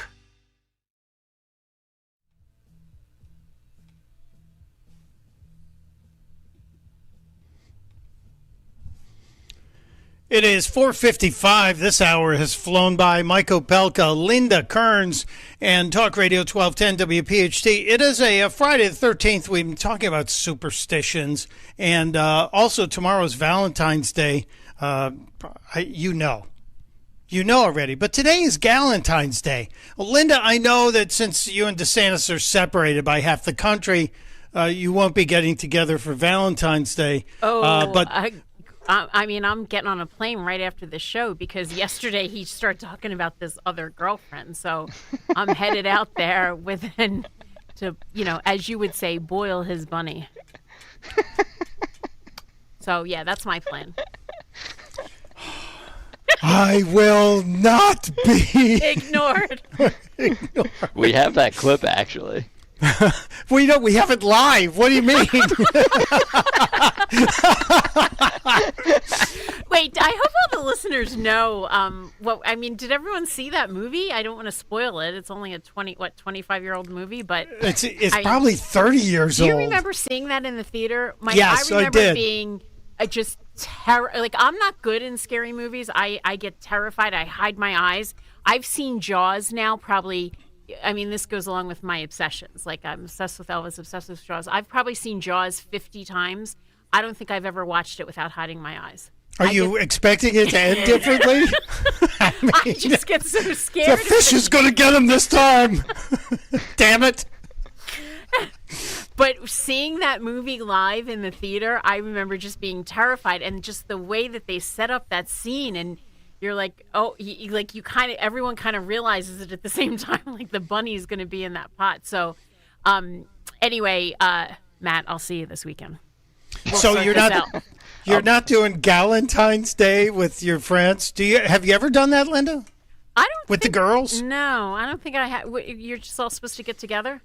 Yeah, women that don't have a significant other have this new kind of trend of getting together, and they call it Valentine's Day. Well, if they do it today, you could have a significant other, because then you save, your significant other for tomorrow, right? So. But that's the whole reason they stay home tomorrow, but they gather together today. Gotcha. And, kind of prowl, maybe.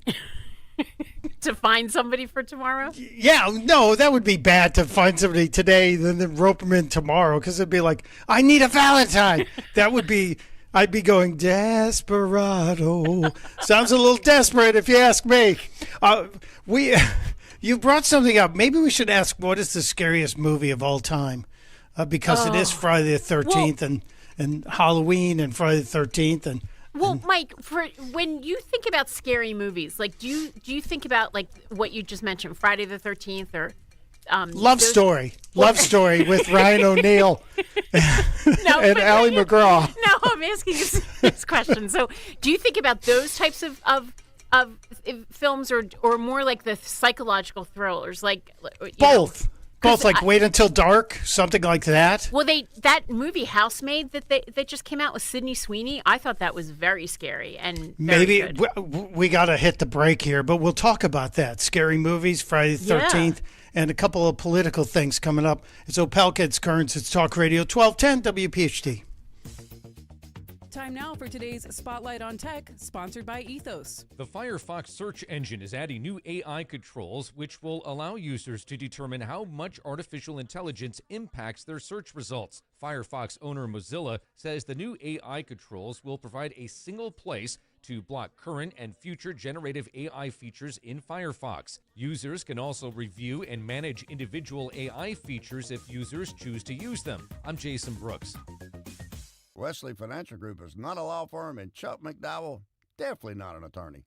This is Chuck. Do you feel stupid for buying a timeshare? Don't. It's not your fault. You were most likely told you could rent it, and it was a great financial investment. And the deal was available today only. If this happened to you, contact your resort or Wesley Financial Group for help today. Call Wesley now for your free exit information kit. 800-939-1441. 800-939-1441. Hey, it's Rich Zioli. For me, reputation is everything. They say it takes a lifetime to build, and you could destroy it in a matter of seconds. Well, Dr. Mike, for 12 years in a row, other dentists have sent their patients to Dr. Mike Veneria for the really complex stuff, the really important dental procedures. That's 12 years of an incredible reputation. These other dentists would not be putting their names on the line unless Dr. Mike was the absolute best. And he is the absolute best. That's why Dr. Mike Veneria is my dentist, the official Zioli family dentist. And he loves our vets and he loves our military. And that's why he's the proud sponsor of the Travis Manion Foundation Radio Phone Bank. With 2 offices to serve you in Cinnaminson and Woodbury, please make your appointment today to get your free dental implant consultation from my guy, the expert, the man, Dr. Mike Veneria, VeneriaDental.com. Why does it matter to members that Aetna was named a Best Medicare Advantage company by U.S. News & World Report? Because they chose a plan that gives them real support, real people, and real care. We show up with care management that ensures doctors work together on complicated conditions. We show up with the latest in online tools to make healthcare easier to use anytime. We don't show up for awards. We show up for you. And showing up for you is how healthier happens together.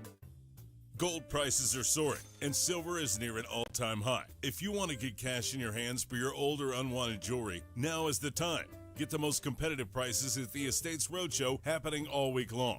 Old rings, chains, and even broken jewelry. Don't wait. Cash in while gold and silver are hot. 4 locations this week: Chestnut Hill, Media, St. David's, and Cherry Hill. Bring your gold, silver, coins, diamonds and watches, even broken pieces, and get cash on the spot. The prices of gold and silver are at an all-time high, so there's never been a better time to sell. No appointments, no fees, no pressure. Just friendly, professional buyers with over 35 years in the business. Go to the Estates Roadshow, Monday through Friday in Chestnut Hill, at the Chestnut Hill Hotel, Media at the Hampton Inn, St. David's at the Radnor Hotel, or at TMT Cashper Gold in Cherry Hill. Just walk in with your old jewelry and walk out with cash in your hands.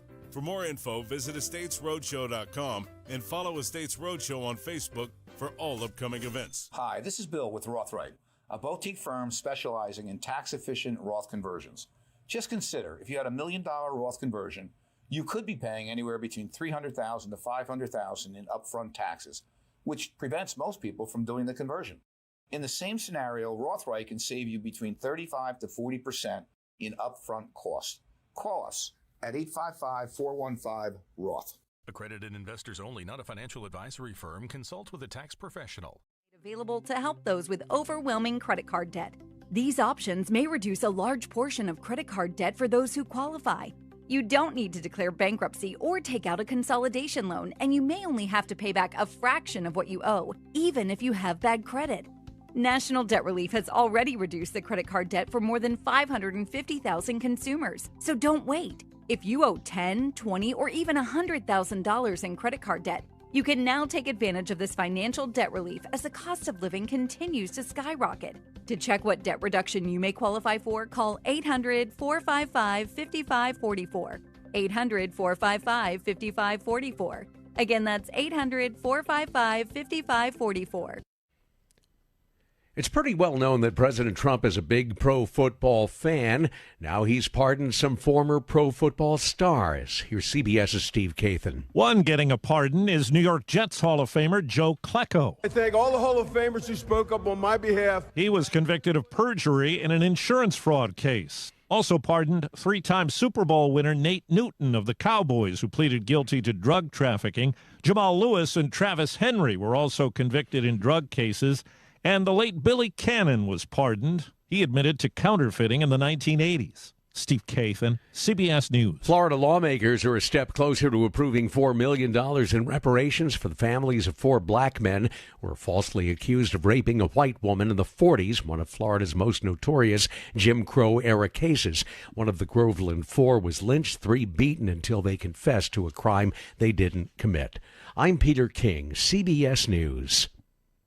Wesley Financial Group is not a law firm. Ask yourself this question. Is it really worth holding on to that timeshare that you know you need to get rid of? Here's the truth. The average maintenance fee just went up over 17%. That could have been 117%, and there's nothing you can do about it. When you buy a timeshare, you give them a blank check for annual maintenance and assessment fees. I'm Chuck McDowell, founder of Wesley Financial Group. For 15 years, I've helped over 50,000 families cancel their timeshare. Not sell it, not transfer it, cancel it. Did you buy a timeshare because they told you it was a great investment and your maintenance fees would never go up? That's a lie. Are you ready to get rid of your timeshare once and for all? Simply call us and I'll send you our timeshare exit kit that explains all your options for cancellation. Call Wesley now for your timeshare exit kit. 800-990-3434. That's 800-990-3434. 800-990-3434. WOGL HD3, Philadelphia. From the Piazza Auto Group Studios, experience the power of one with 8 brands and 25 locations. Always live on the free Odyssey app. Now, The Drive at 5. 30 minutes of nonstop talk. from Talk Radio 1210 WPHT. Happy Friday, Philadelphia! But it's not just Friday. It's Friday the 13th. Do you feel lucky? Well, do ya, punk? Mike Opelka and Linda Kerns are here to kick off your weekend on Philly Radio Idol. Today, from 3 to 6 p.m. The biggest stories of the day, the craziest takes, and 4 pounds of show in a 3-pound bag. It all starts now on Talk Radio 1210 WPHT.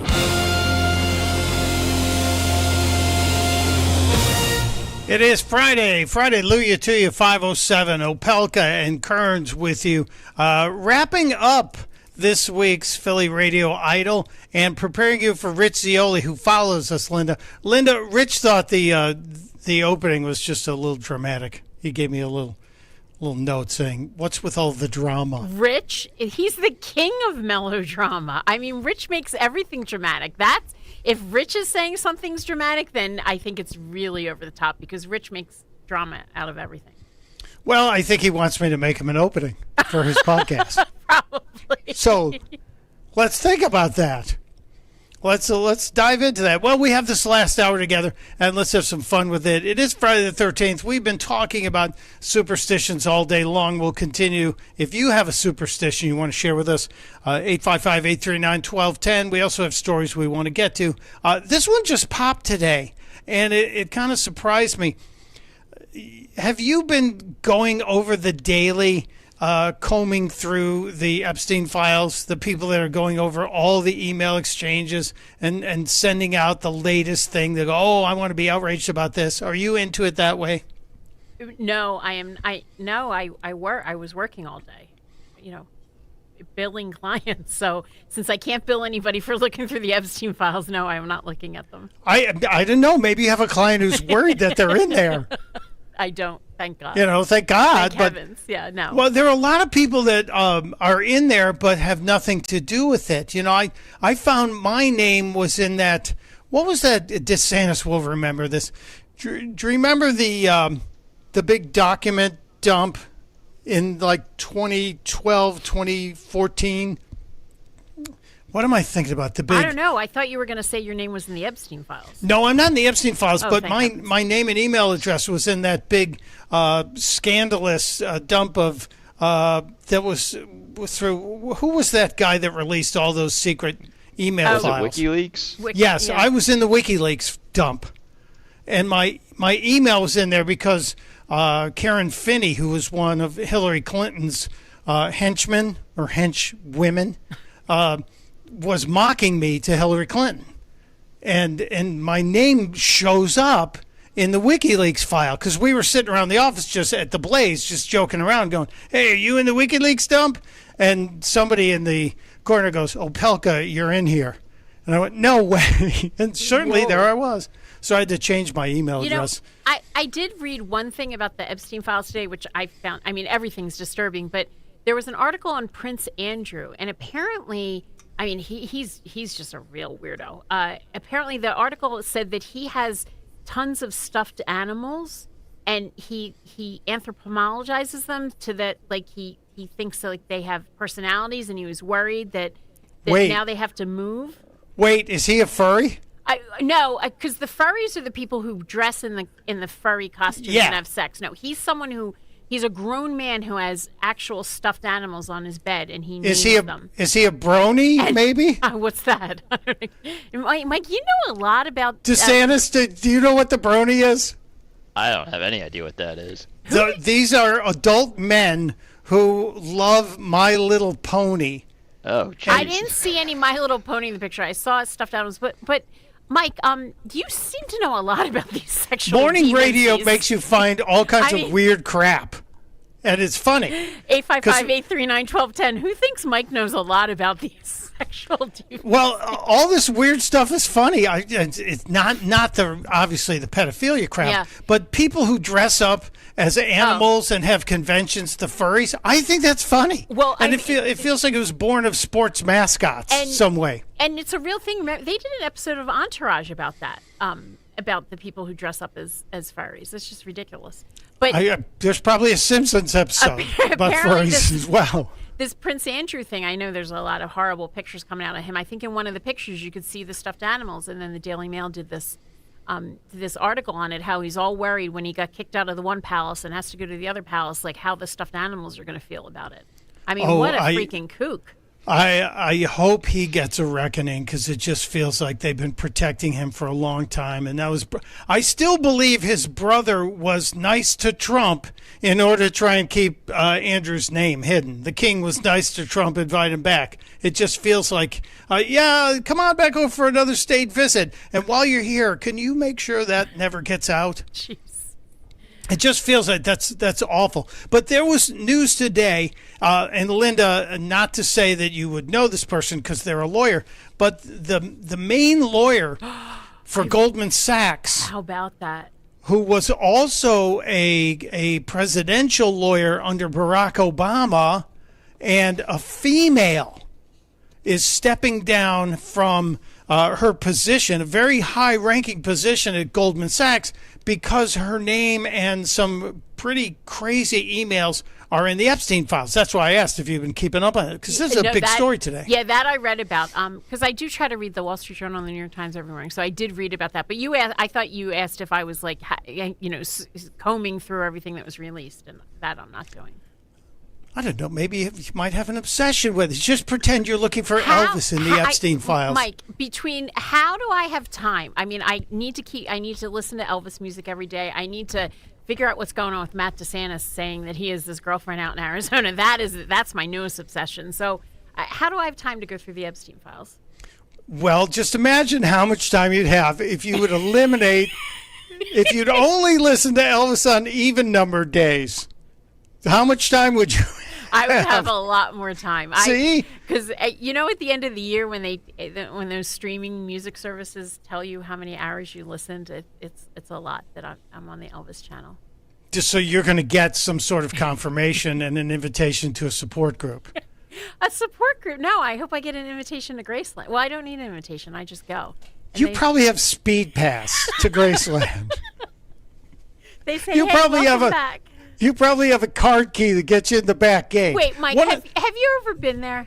No. Well, see, then don't knock it till you've seen it. I would love to go, but Linda, I'm afraid I would insult people because after spending 2 days with me, I would be looking for every stupid thing to mock.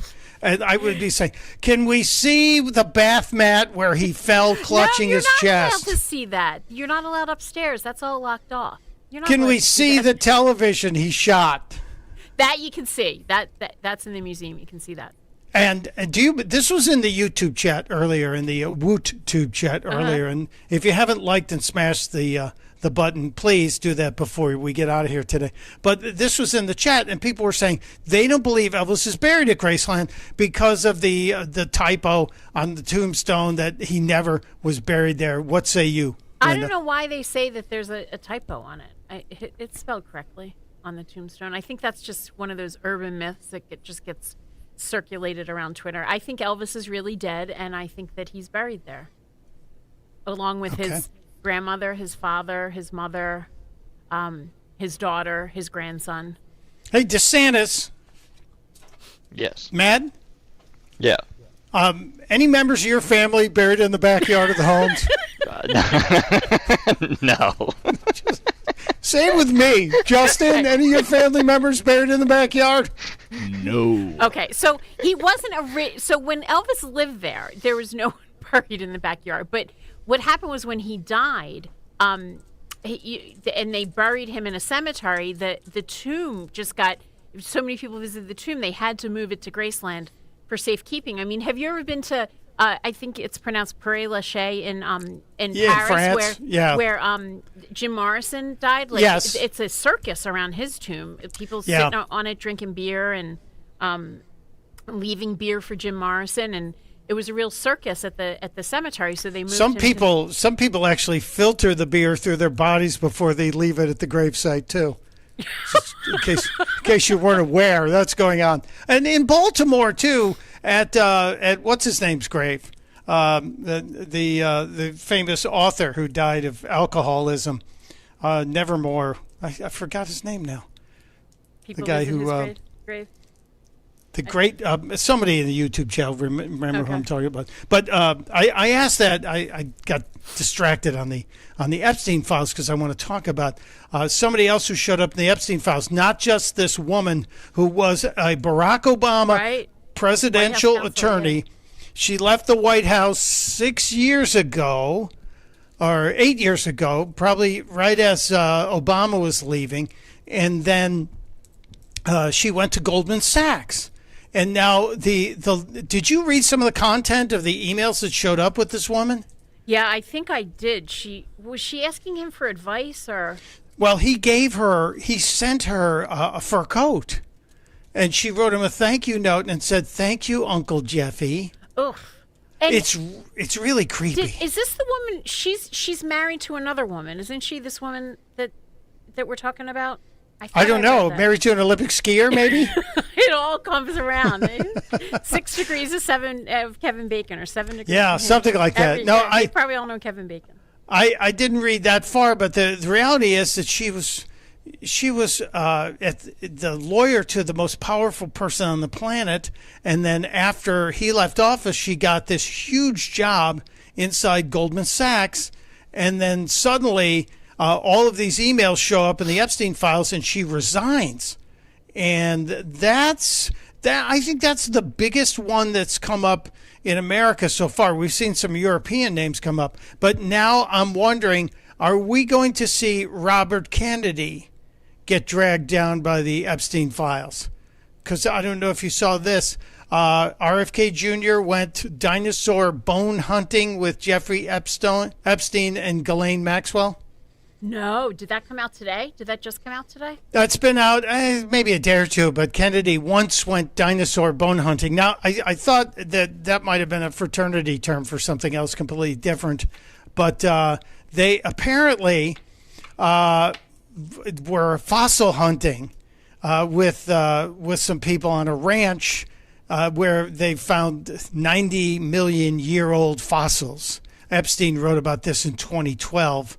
And Maxwell in an email to Ghislaine Maxwell. So I wonder if this is going to smear Kennedy. They didn't get him yesterday. We played that clip where Kennedy talked about snorting cocaine off of the toilet seat. Yeah, how about that? I think you have to have a lot of time on your hands to say, hey, I have time and money to go dinosaur bone hunting. I mean, that sounds like the hobby of the very, very rich. It does. It does. I would like to go to that park in Arkansas, the Diamond State Park, where people are finding diamonds in the dirt, and they seem to find them every couple of days. But dinosaur bone hunting, no, I don't think I'd be doing that. By the way, the lawyer for Goldman Sachs, Rumler was her name, was taking $10,000 gift cards from Epstein and supposedly got a $53,000 private flight, advising him after he was arrested on the federal sex trafficking charges. And then he sent her the coat, and she sent Uncle Jeffy the note. And, so, yeah. To go back to our previous conversation, also an Hermes bag, the Wall Street Journal says. Probably a Birkin bag, as we were learning. But her spokeswoman says that she did not accept that private jet gift. So he tried to wire her $53,750 for a private jet, but supposedly she did not accept it. But she did take spa time and Apple Watch, $10,000 in Bergdorf Goodman cards. Wow, that's which is like one shoe, right? You go to Bergdorf Goodman. Yeah. It's one shoe. Yeah. And the author I couldn't remember was Edgar Allan Poe, Telltale Heart, The Cask of Amontillado. Every year on the anniversary of Poe's death, people show up at the grave in Baltimore and they leave liquor bottles as an homage. But the Kennedy thing yesterday, getting back to Kennedy, yesterday we talked about RFK, and we talked about that interview with Theo Vaughn, and where he talked about snorting cocaine off a toilet seat, and everybody was freaking out. And that's the clip that got the most play. We gave some serious highlight, though, to Kennedy being sober for 40 years. And I think that's a great accomplishment. Know a lot of people who've fought the battle against addiction and stayed sober. But I went back to that interview with Theo Vaughn, and RFK pointed out something that is getting no attention from the mainstream media. I bet you they'll spend more time talking about the dinosaur bone hunting than they will about this. Listen to RFK Jr. talk about finding fraud, serious fraud. Between Medicaid and Medicare, there's about $100 billion stolen every year. And a lot of it is like what's happening in Minnesota with the Somali community and what's happening now, even worse in California. $100 billion a year, Linda. And I think that's probably a low estimate, that we're seeing $100 billion a year stolen. How can that be? Well, he's got the facts on it if you want to hear it. Yeah, sure. But, one of the problems is that's a systemic problem, is that Medicaid and Medicare now no longer, it used to be that they paid for your medical treatment, your doctor's visit, but now they pay for the person who takes you to the doctor, and they pay for home care, and they pay for a person to come in and pay your bills, right? So there's all kinds of opportunities for fraud. Now, this is amazing to me. I'm aware of Medicare and Medicaid providing health insurance and medical treatment for people, which is great, because especially if you've paid into the system for decades and decades, you deserve to get it. But and I don't know when this happened, and it became a slippery slope, we're now paying for transportation for people to and from their appointments, paying for home health care support, paying for someone to come in and help manage your household if you're unable to do it. And Kennedy brings this up and says there's opportunity for fraud. This, Linda, led to an explanation of how deep the fraud is. This is mafioso level genius in terms of stealing from us. And a doctor recently, Oz told me this, told Oz, he said that there was a doctor in California that he visited, and the doctor had a patient who was a heroin addict. Heroin addict was coming to see him 4 times a month for some kind of a treatment. And one day the doctor looked out the door and saw his ex-wife waiting for him in the car. And the doctor said, "Oh, are you back together with your ex-wife?" And he said, "No, I hate her guts." And he said, "But she drives me because she gets paid $600 every time she drives me." Wow. And he said, "That'll put you back together with your ex." We make $3,000 a month, with her driving me this, and then I drive her to hers. Wow. And so there's all kinds of those opportunities for fraud. And jaw-dropping, Linda, is it not? Well, Two people. I'm looking it up, Mike, and I'm looking up on the internet, and Medicare Part A and B does not cover transportation, but it says Medicare Advantage Part C, which is what you can buy that plan, supplement. It says some private plans may offer supplemental benefits that include transportation and medical appointments. So I understand what Kennedy's saying. I do like to be a critical consumer of news and then go further and not just assume that exactly what he's saying is true. But what I will say is that when the government starts giving out money, there's always going to be people in line and figuring out how to just cheat the government and get more. And I think we saw that it just was really displayed with COVID. And about all those loans and grants and so forth, and the way that they were giving out money. So I think it is something that our legislature, our leaders really need to tamp down on. Well, yeah, we can't accept that. The other side of it was, I was going to ask you, do you need a ride to any treatments that I could take you to? Well, I think $600 they're paying. And even if this is through supplemental insurance through Medicare or Medicaid, that's reimbursed to the insurance companies by the government. So it's not completely a direct line from the government. Yeah. But it is huge. And I do think the 18 billion or 9 billion, whatever it is in Minnesota, is going to be dwarfed by whatever they find in California. But are we ever going to see anybody locked up for this fraud? Because we saw a handful of people locked up for COVID, but nobody really seems to have paid the price for ripping us off. If you follow, because I get a lot of emails every day from like the legal newspapers and stuff, and people are still getting, convicted. Some of those people who were indicted, it took a while for them to get through the system. Some are ending up going to jail, having to pay restitution, which the government will never get back. But no, we're not catching everybody. And I go back to when the government is giving out money, people figure out how to get more of it and to cheat. And we need to be way more vigilant about it. Yeah, I would like us to see us bring back Doge big time. I would like Doge to be permanently part of whatever's going on in this country. But I know it all got watered down at the end of Elon's time. Really, Mike, we're already supposed to set up to have that. I mean, we already have like positions like Auditor General and we already have positions in government that are already supposed to be doing that. I would like to see everyone doing their job and say like here in Philadelphia, if the mayor, the people in charge should say, we're going to root out all the waste. Like, for instance, today I went to have something filed in Philadelphia Family Court today, and my courier said, oh, no, they're closing at 1:30 today. And I said, why are they closing at 1:30? And he said, well, because they have off on Monday. So when the court has off on Monday, they like to close early on Friday. And I was like, are you like? And if you heard, I needed my courier. Why? Because Philadelphia Family Court still does not have e-filing. So, I mean, we're backward in a lot of ways, and to hear that they're closing today because of Monday, like, us productive people who actually have to work for a living, we're not taking off at 1:30.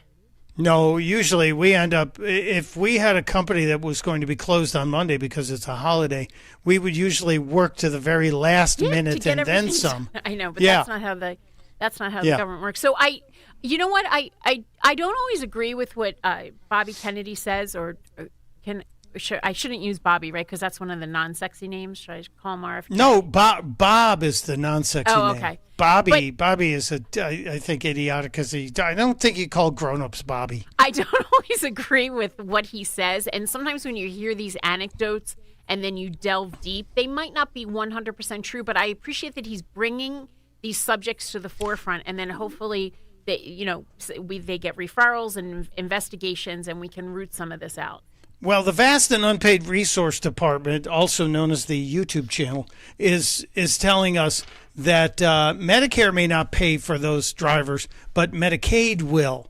So the states will probably be the possibility of the fraud coming out of the states. So, and in the case of California, you got to remember, last week Dr. Oz was on the scene in California and looking at many different things. They said they found this massive hospice fraud where there were no patients, but there were billions of dollars being funneled into it. And let me give you one more statement that Kennedy made in this same discussion on the fraud. This one's a lot shorter. Now, we found a hotel that had literally every room in it was the headquarters for a nursing group. Where was that located? It was in California. God. And, so they're all just P.O. boxes. They're not actually doing any nursing care. Nuh-uh. They're just collecting money. And as we now know, a lot of the money that was going into the Somali community for autism care, there were these phony autism care houses. Yeah.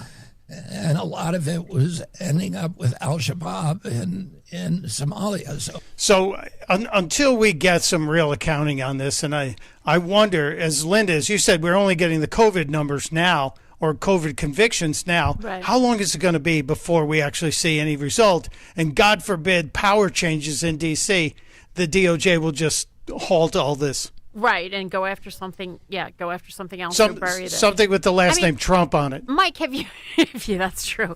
Mike, have you seen, there's ads now that if you're a caregiver, if your family member needs care, you can apply to be paid. And I get the philosophy behind that, because let's just say I had to leave work and care for somebody, and then I don't have income, and I understand the philosophy behind it, and let's have your family care for you rather than put you in a some type of a home. So it's a good intent, but it needs rigorous accounting, rigorous auditing to make sure that we as taxpayers are getting our money's worth out of it. That if you are taking money, that you are actually caring for your family member. So that I think there's a real disconnect there.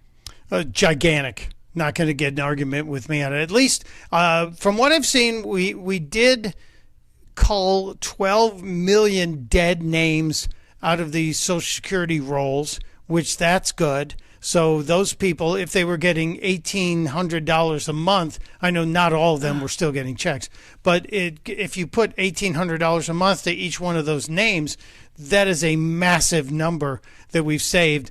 And I think Senator John Kennedy yesterday announced that his bill, which would stop sending checks to dead people, passed through the Senate as well. So hopefully we're making some headway on that. I got to take a break here, Linda. I do want to get to some of the fun times that the left had to report today on the inflation numbers, because it's always fun to watch them have to say good news. I can't wait.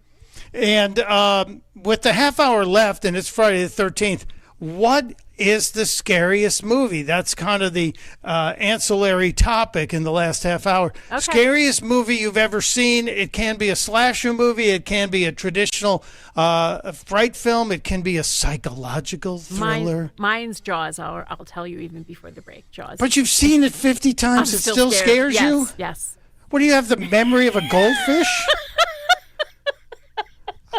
It's a 3-second memory. Oh, no, it's a shark. Oh, God. We got to take a break. It's Mike Opelka. It's Linda Kerns. It's Talk Radio 1210 WPHT. Be sure to follow Talk Radio 1210 WPHT on the free Odyssey app. Download it now. At Uline, the prevailing opinion is, if you don't live it, you don't believe it. The people at Uline believe in hard work, and they live it by being there 24/7 to answer your call, having 41,000 items in stock, and offering same-day shipping from 12 locations across North America. Business owners, sellers, buyers, shippers, and packers believe it. Uline is the hard-working, dependable source for your shipping and industrial supplies. Visit uline.com.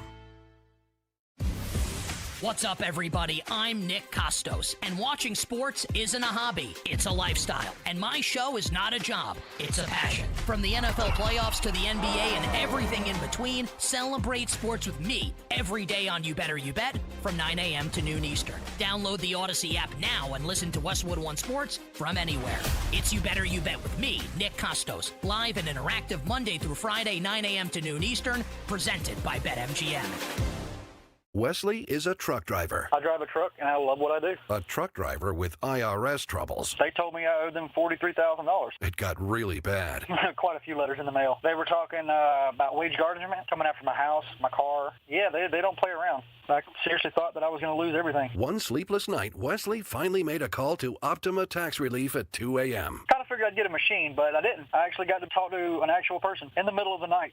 He found just what he was looking for. Oh, they were great people. You need a team of people that know what they're doing. Optima Tax, they know what they're doing. Optima Tax Relief came through with flying colors. I saved an incredible amount of money. Happy don't even come close. I was absolutely overjoyed. Take Wesley's advice. If you're in any kind of trouble with the IRS, call Optima Tax Relief. Don't trust anybody else. Call Optima for a free consultation. Call 800-354-2840. 800-354-2840. 800-354-2840. Optima Tax Relief.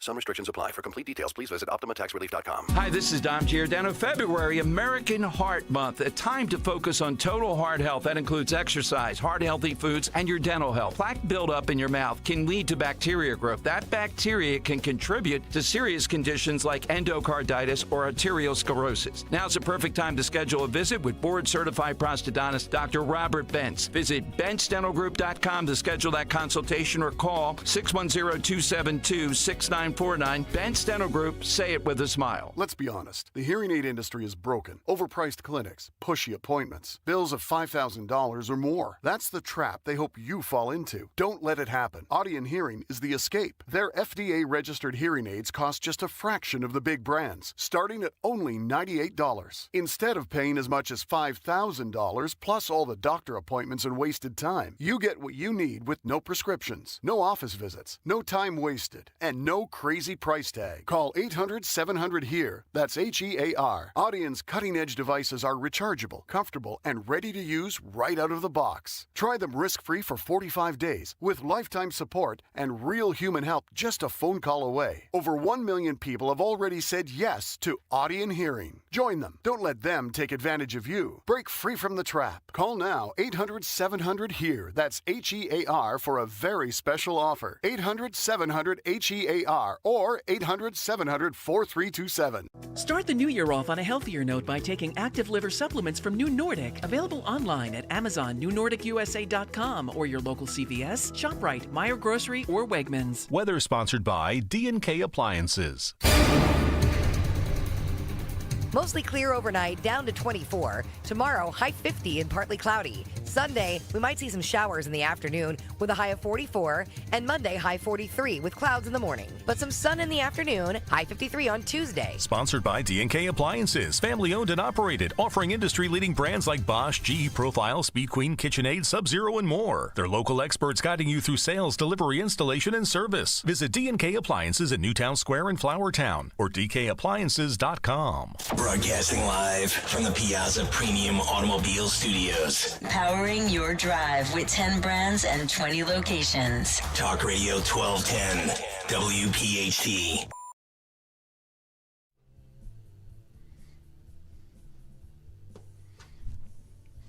It is 5:37. We got less than 23 minutes here. Mike Opelka, Linda Kerns. It's your Friday the 13th edition. Got to say hello to my friends at Mercedes of Wilmington, and part of the Piazza family. They listen.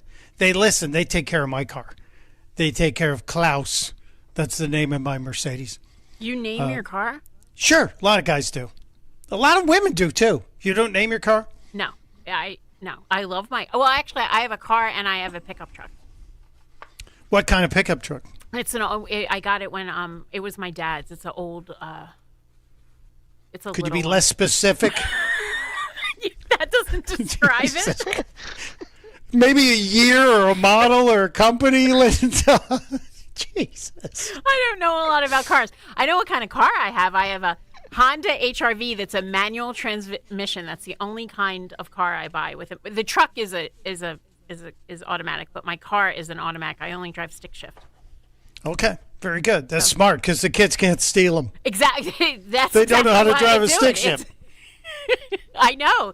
And you know what else? When you go to valet it, the kids don't understand how to drive it, so they always park it like right at the entrance, like on Melania. Smart. Yeah. Very smart. Yeah. I didn't know that.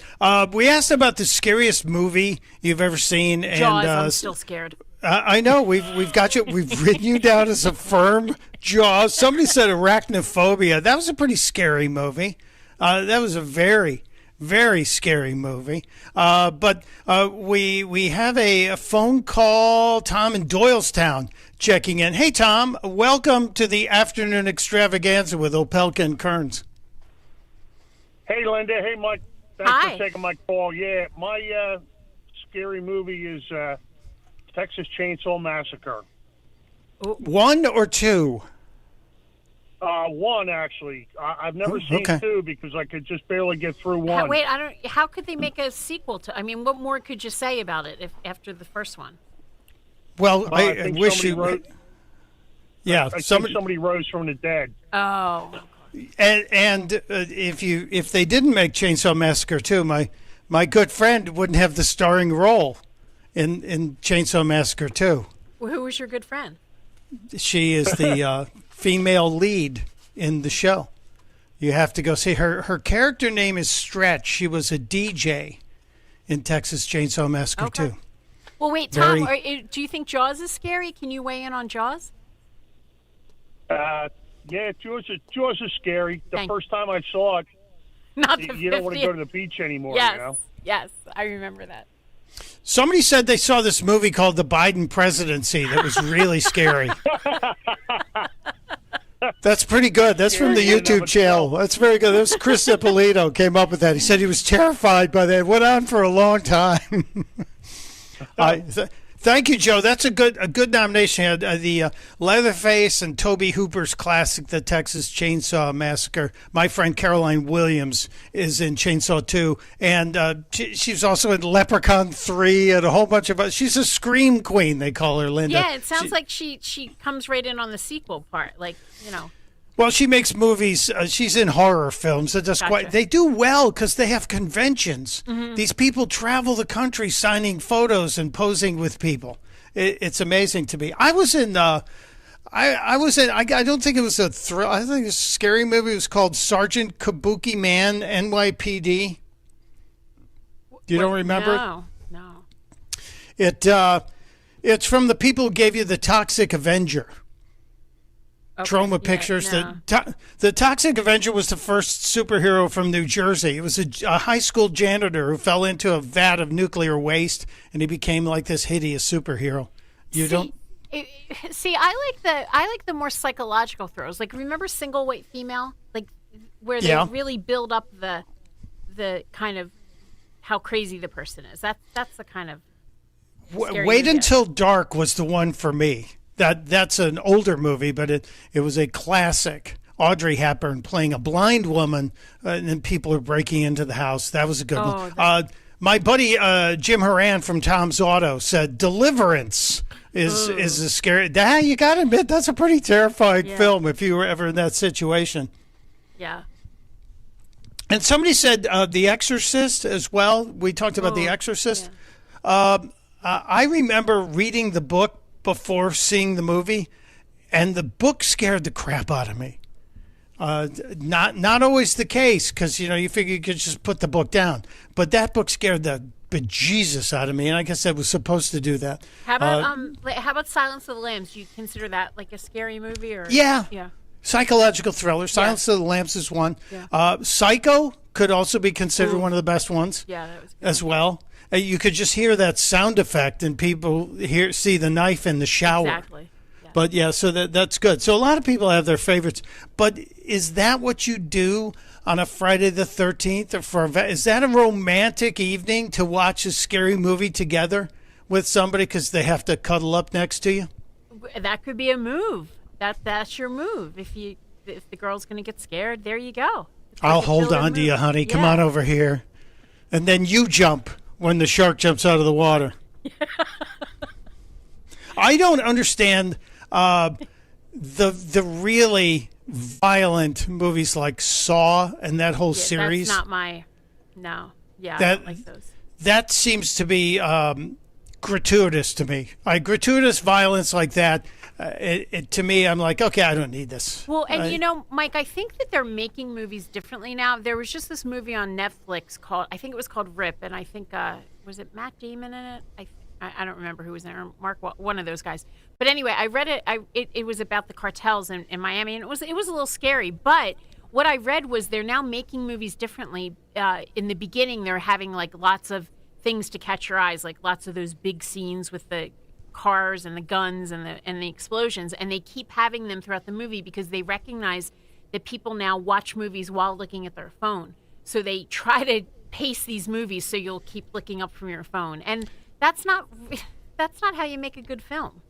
Well, the movie experience, you're right, is so different. There used to be nothing like going into the theater and totally being able to focus on that gigantic screen and consume that, and that movie take you away, where you had the willful suspension of disbelief. Right. So you'd be sucked into anything, and that would be an experience. And now, as you said, people have their phones, people are yelling at the screen, and honestly, where we would go see a movie almost once a week, 30 years ago, we see 2 movies a year in the theater. Right, but I do think that they're trying to bring movies back. I think that they're releasing them a little more in the theater, and they're trying to get you to do the whole experience. Well, I would like that, but the movies have to raise the game. The movies have to be good. Well, I saw the Melania movie. I went to the theater to see that, and I enjoyed that. I thought it was great. I thought it was very interesting. And then, of course, I know I'm going to have to say Elvis again, but his new concert film is coming out, and I'll go to the theater to see that on one of the big screens. So. And do you have like a calendar that counts down how many days till the release? I'm counting down right now. As we're on the air, I'm looking up like the trailer and stuff. I'm only half paying attention what's on the radio because I'm so excited about that. Wow. But see, that's a great thing. Now, do you have, Linda Kerns, I know we got just a couple of minutes here. We have to take a break. Just getting to know you portion of this broadcast, do you have any actual Elvis memorabilia, like something he touched? Something that he actually touched? Yeah, like something that Elvis may have sweated on. Like you could get Elvis DNA off of it. I don't think I have that, but I do have a. I just bought when Lisa Marie died, and then her book was released. I bought that, and I bought it. I was one of the first people to buy it, so I got something that was signed by his granddaughter. So I have DNA by association, I guess you could say. Could well, you have a signature, but do you? Yeah, but she must have touched it. That's true. No, but I don't have like one of the scarves with the sweat on it or anything. And you know what? I am sounding like a kook, Mike. I mean, no, but Linda, if you won like the Mega Millions lottery, you had like $500 million, and you had a scarf with Elvis's DNA, you would try and reanimate him, wouldn't you? No, I wouldn't. No. Now you're making me sound like a real. I mean, if I don't need to try very hard. I know. with the saying I'm going out to see Matt DeSantis, and then combine that with the fact that I've seen Jaws 60 times and I'm still scared, and yeah, I think I'm doing it to myself. Yep. No, that's okay. It's okay to have an obsession, Linda. It's a very healthy obsession. It's if I were to compare you at this stage of your life and Hunter Biden when he was living at the Chateau Marmont Hotel out in Los Angeles, I'd say your obsession is much healthier than Hunter's. And it would be much better for you in the long run. You really know how to give a real backhand compliment to somebody. I'm just saying. I thought it was a pretty good idea. Wait, anyway. do we have time for this Democrats Say the Weirdest Things game? We might have time to play the jingle, the introduction to it. Here we go. Democrats say the darndest things. Are you serious right now? Democrats say the darndest things. They make me laugh, they make me smile. I swear to God, sometimes I cry. Yes, Democrats say the darndest things, and they do it almost every single day. See, this could be a show, right? Yes, it could be. And what am I talking about? Democrats say the darndest things. Well, in the interest of time, let's give you a Democrat, Alexandria, occasionally coherent. I think that's what AOC stands for. She is in Munich, Germany at the Munich Security Conference. What the hell is she doing there? But she participated in a panel and she was asked a question. So when you run for president, are you going to impose a wealth tax or a billionaire's tax? I don't think that I don't think that anyone, and that we don't have to wait for any one president to impose a wealth tax. I think that it needs to be done expeditiously. Two things here, Linda. You notice she didn't say, I'm not running for president. Right. Kind of interesting. Do you think she is? I think everyone wants to try to run for president, and they'll try, and they'll dip their toe in until they figure out they can't. They don't get enough money or backing. Absolutely, all these people will try. I think Kennedy will try. I think they'll all try in the beginning. I think we'll see swarms of people, and then I think we're going to see several AOC-like people running. And I do think RFK, even though his independent run led him to become a registered Republican, I don't think it's out of the question that he could be looking at another run. Oh, I agree. In 2028. I agree, because when people who are in this field and get this power, then they just want more power. Absolutely. Yeah. You know what they say, ham corrupts, ham salad corrupts, absolutely. I think that's how that goes. I've never heard the ham salad part of that. I'm not sure. I'm going to look that up during the break. We have to take a short break. When we come back, we will put a bow on the show. If you have any other thoughts on scariest movies, any other superstitions, it's Mike Opelka, it's Linda Kerns, it's Talk Radio 1210 WPHT.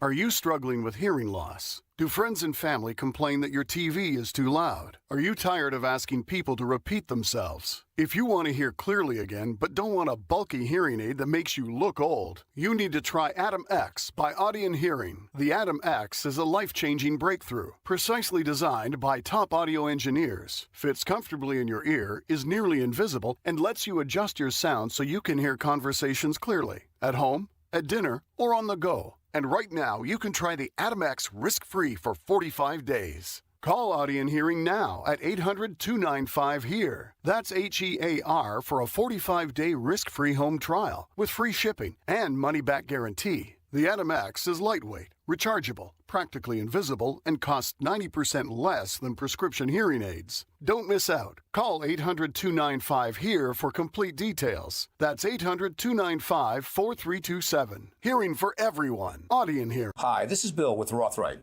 a boutique firm specializing in tax-efficient Roth conversions. Just consider, if you had $1 million Roth conversion, you could be paying anywhere between $300,000 to $500,000 in upfront taxes, which prevents most people from doing the conversion. In the same scenario, Rothright can save you between 35 to 40% in upfront costs. Call us at 855-415-ROTH. Accredited investors only, not a financial advisory firm. Consult with a tax professional. Hey, this is Larry Steinitz with Investor Schooling. I've been talking about myself for all these years. Now it's time for you to hear from one of our great clients. Investor Schooling lives up to the promises. Larry's a great teacher, teaches about the whole new approach to thinking about money. I've taken to heart many of the things that he's taught me, and my financial life has improved. Come to Investor Schooling, and you could be just like Charlie and change your financial life. Go to investorschooling.com. We will see you Thursday. Living here is about more than just the headlines. It's the new restaurant opening in Fishtown. It's the playoff energy at the bank. It's the festivals that make your neighborhood feel like home. KYW News Radio brings you the pulse of the Delaware Valley. From service journalism that solves problems to stories that celebrate our culture. We cover the life you're actually living. Authentic, local, factual. KYW News Radio, Philadelphia's most trusted news source. This is Jared from Passarella's Pizzeria and Italian Kitchen in South Jersey. If you're looking for your new favorite meal to order on game day or any day, you have to try Passarella's. We deliver all around Morristown, Voorhees, and Haddonfield, and it's only possible with our partner, PDQ POS. Their system makes processing orders and managing deliveries as easy as it can be. If you're a business owner looking for a point-of-sale system, contact the experts at PDQ POS. Visit their website at pdqpos.com and tell them Jared sent you. We all hear the radio ads about the IRS. They tell you to be afraid, to be scared, and they try to frighten you into calling. I'm not here to do that. Tax Relief Advocates is different. TRA is here to tell you that if you owe money to the IRS, whether it's $5,000, $50,000, or $500,000, we have a solution. It doesn't matter if you're sitting in your car, at work, or with your kids. No matter where you are, call now. 800-575-9834. Don't lose hope. TRA can eliminate or reduce what you owe to the IRS.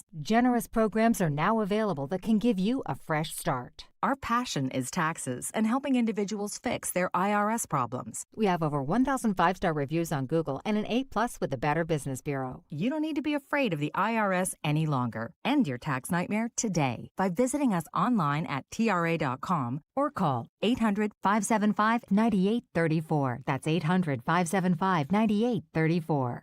Tax Relief Advocates. Real solutions for real people. Now you can listen to Talk Radio 1210 WPHT on the iHeartRadio app.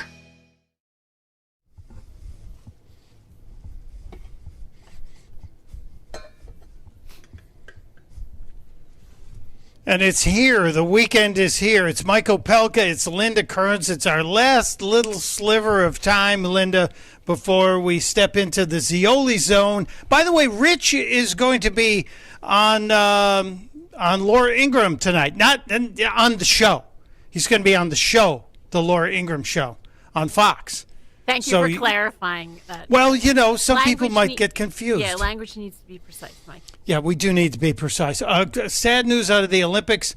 Our guy, Ilya, the quad god, fell twice in his routine, and he finished like 8th. And this is so unusual. It's the first time in 12 international competitions he's lost. He had 12 in a row. So on Friday the 13th, it was unlucky. Yeah, I guess he'll be superstitious now, right?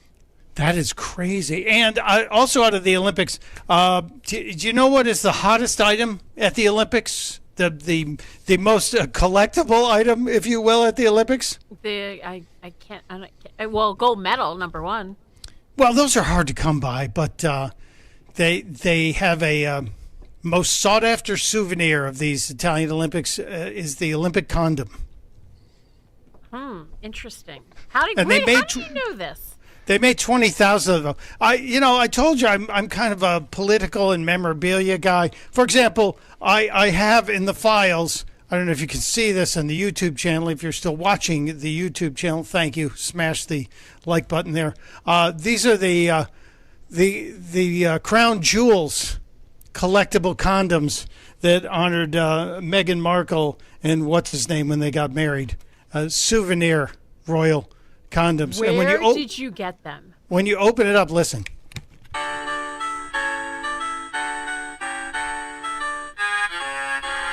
Where does one buy that if one wanted that?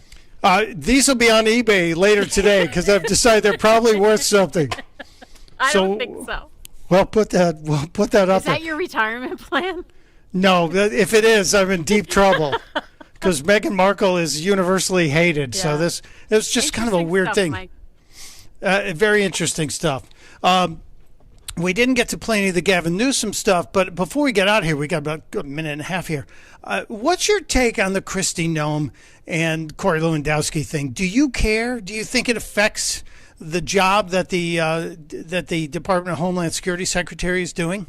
The fact that they're allegedly having an affair, or the fact that he is a... Well, look, I think he's not in there as an actual employee. He's in there as a special employee, and does he have too much influence? I think it could affect it. I like Kristi Noem, but I've heard when she was running for president, I had heard her speak, and I didn't agree with some of what she said, and she wasn't that accurate in what she said. But I think that President Trump is very loyal, and he picked her, and I think she's made a lot of missteps, but I do think we're much safer under this administration. We're definitely much safer, but I do think judgment is something that should be taken into account. And when you're leading a cabinet department, absolutely, your judgment has to be bulletproof. And I wouldn't be upset if there was a lineup change in both the Attorney General's office and the Department of Homeland Security. Just saying. My personal opinion. Any final thoughts, Linda, before we get out of here for the weekend? I want everybody to have just a wonderful weekend. It's President's Day weekend, so hopefully you have off on Monday and you can get lots of rest and relaxation and have a very, very happy Valentine's Day. That's my final Thank you. And thank you for tolerating my foolishness. And I hope you and yours, and thank your mom for all her kind thoughts about my niece, is greatly appreciated. DeSantis, thank you. You might consider leaving and going to an Airbnb for the weekend. Just DeSantis, I mean, you broke my heart yesterday coming out with this whole girlfriend thing. We're up against the clock, Linda. You have a plane to catch. Justin, thank you, and everybody in the YouTube room. God bless you all. Till next time, it's Michael Opelka reminding you, testudo, my friends, testudo. Hey, Dawn Stensland here. February is a great time to take a fresh look around your home, especially the kitchen and bathrooms, and decide if it's time for an update. And that's why I love Kitchen Magic. Kitchen Magic is a family-owned company crafting high-quality American-made kitchens and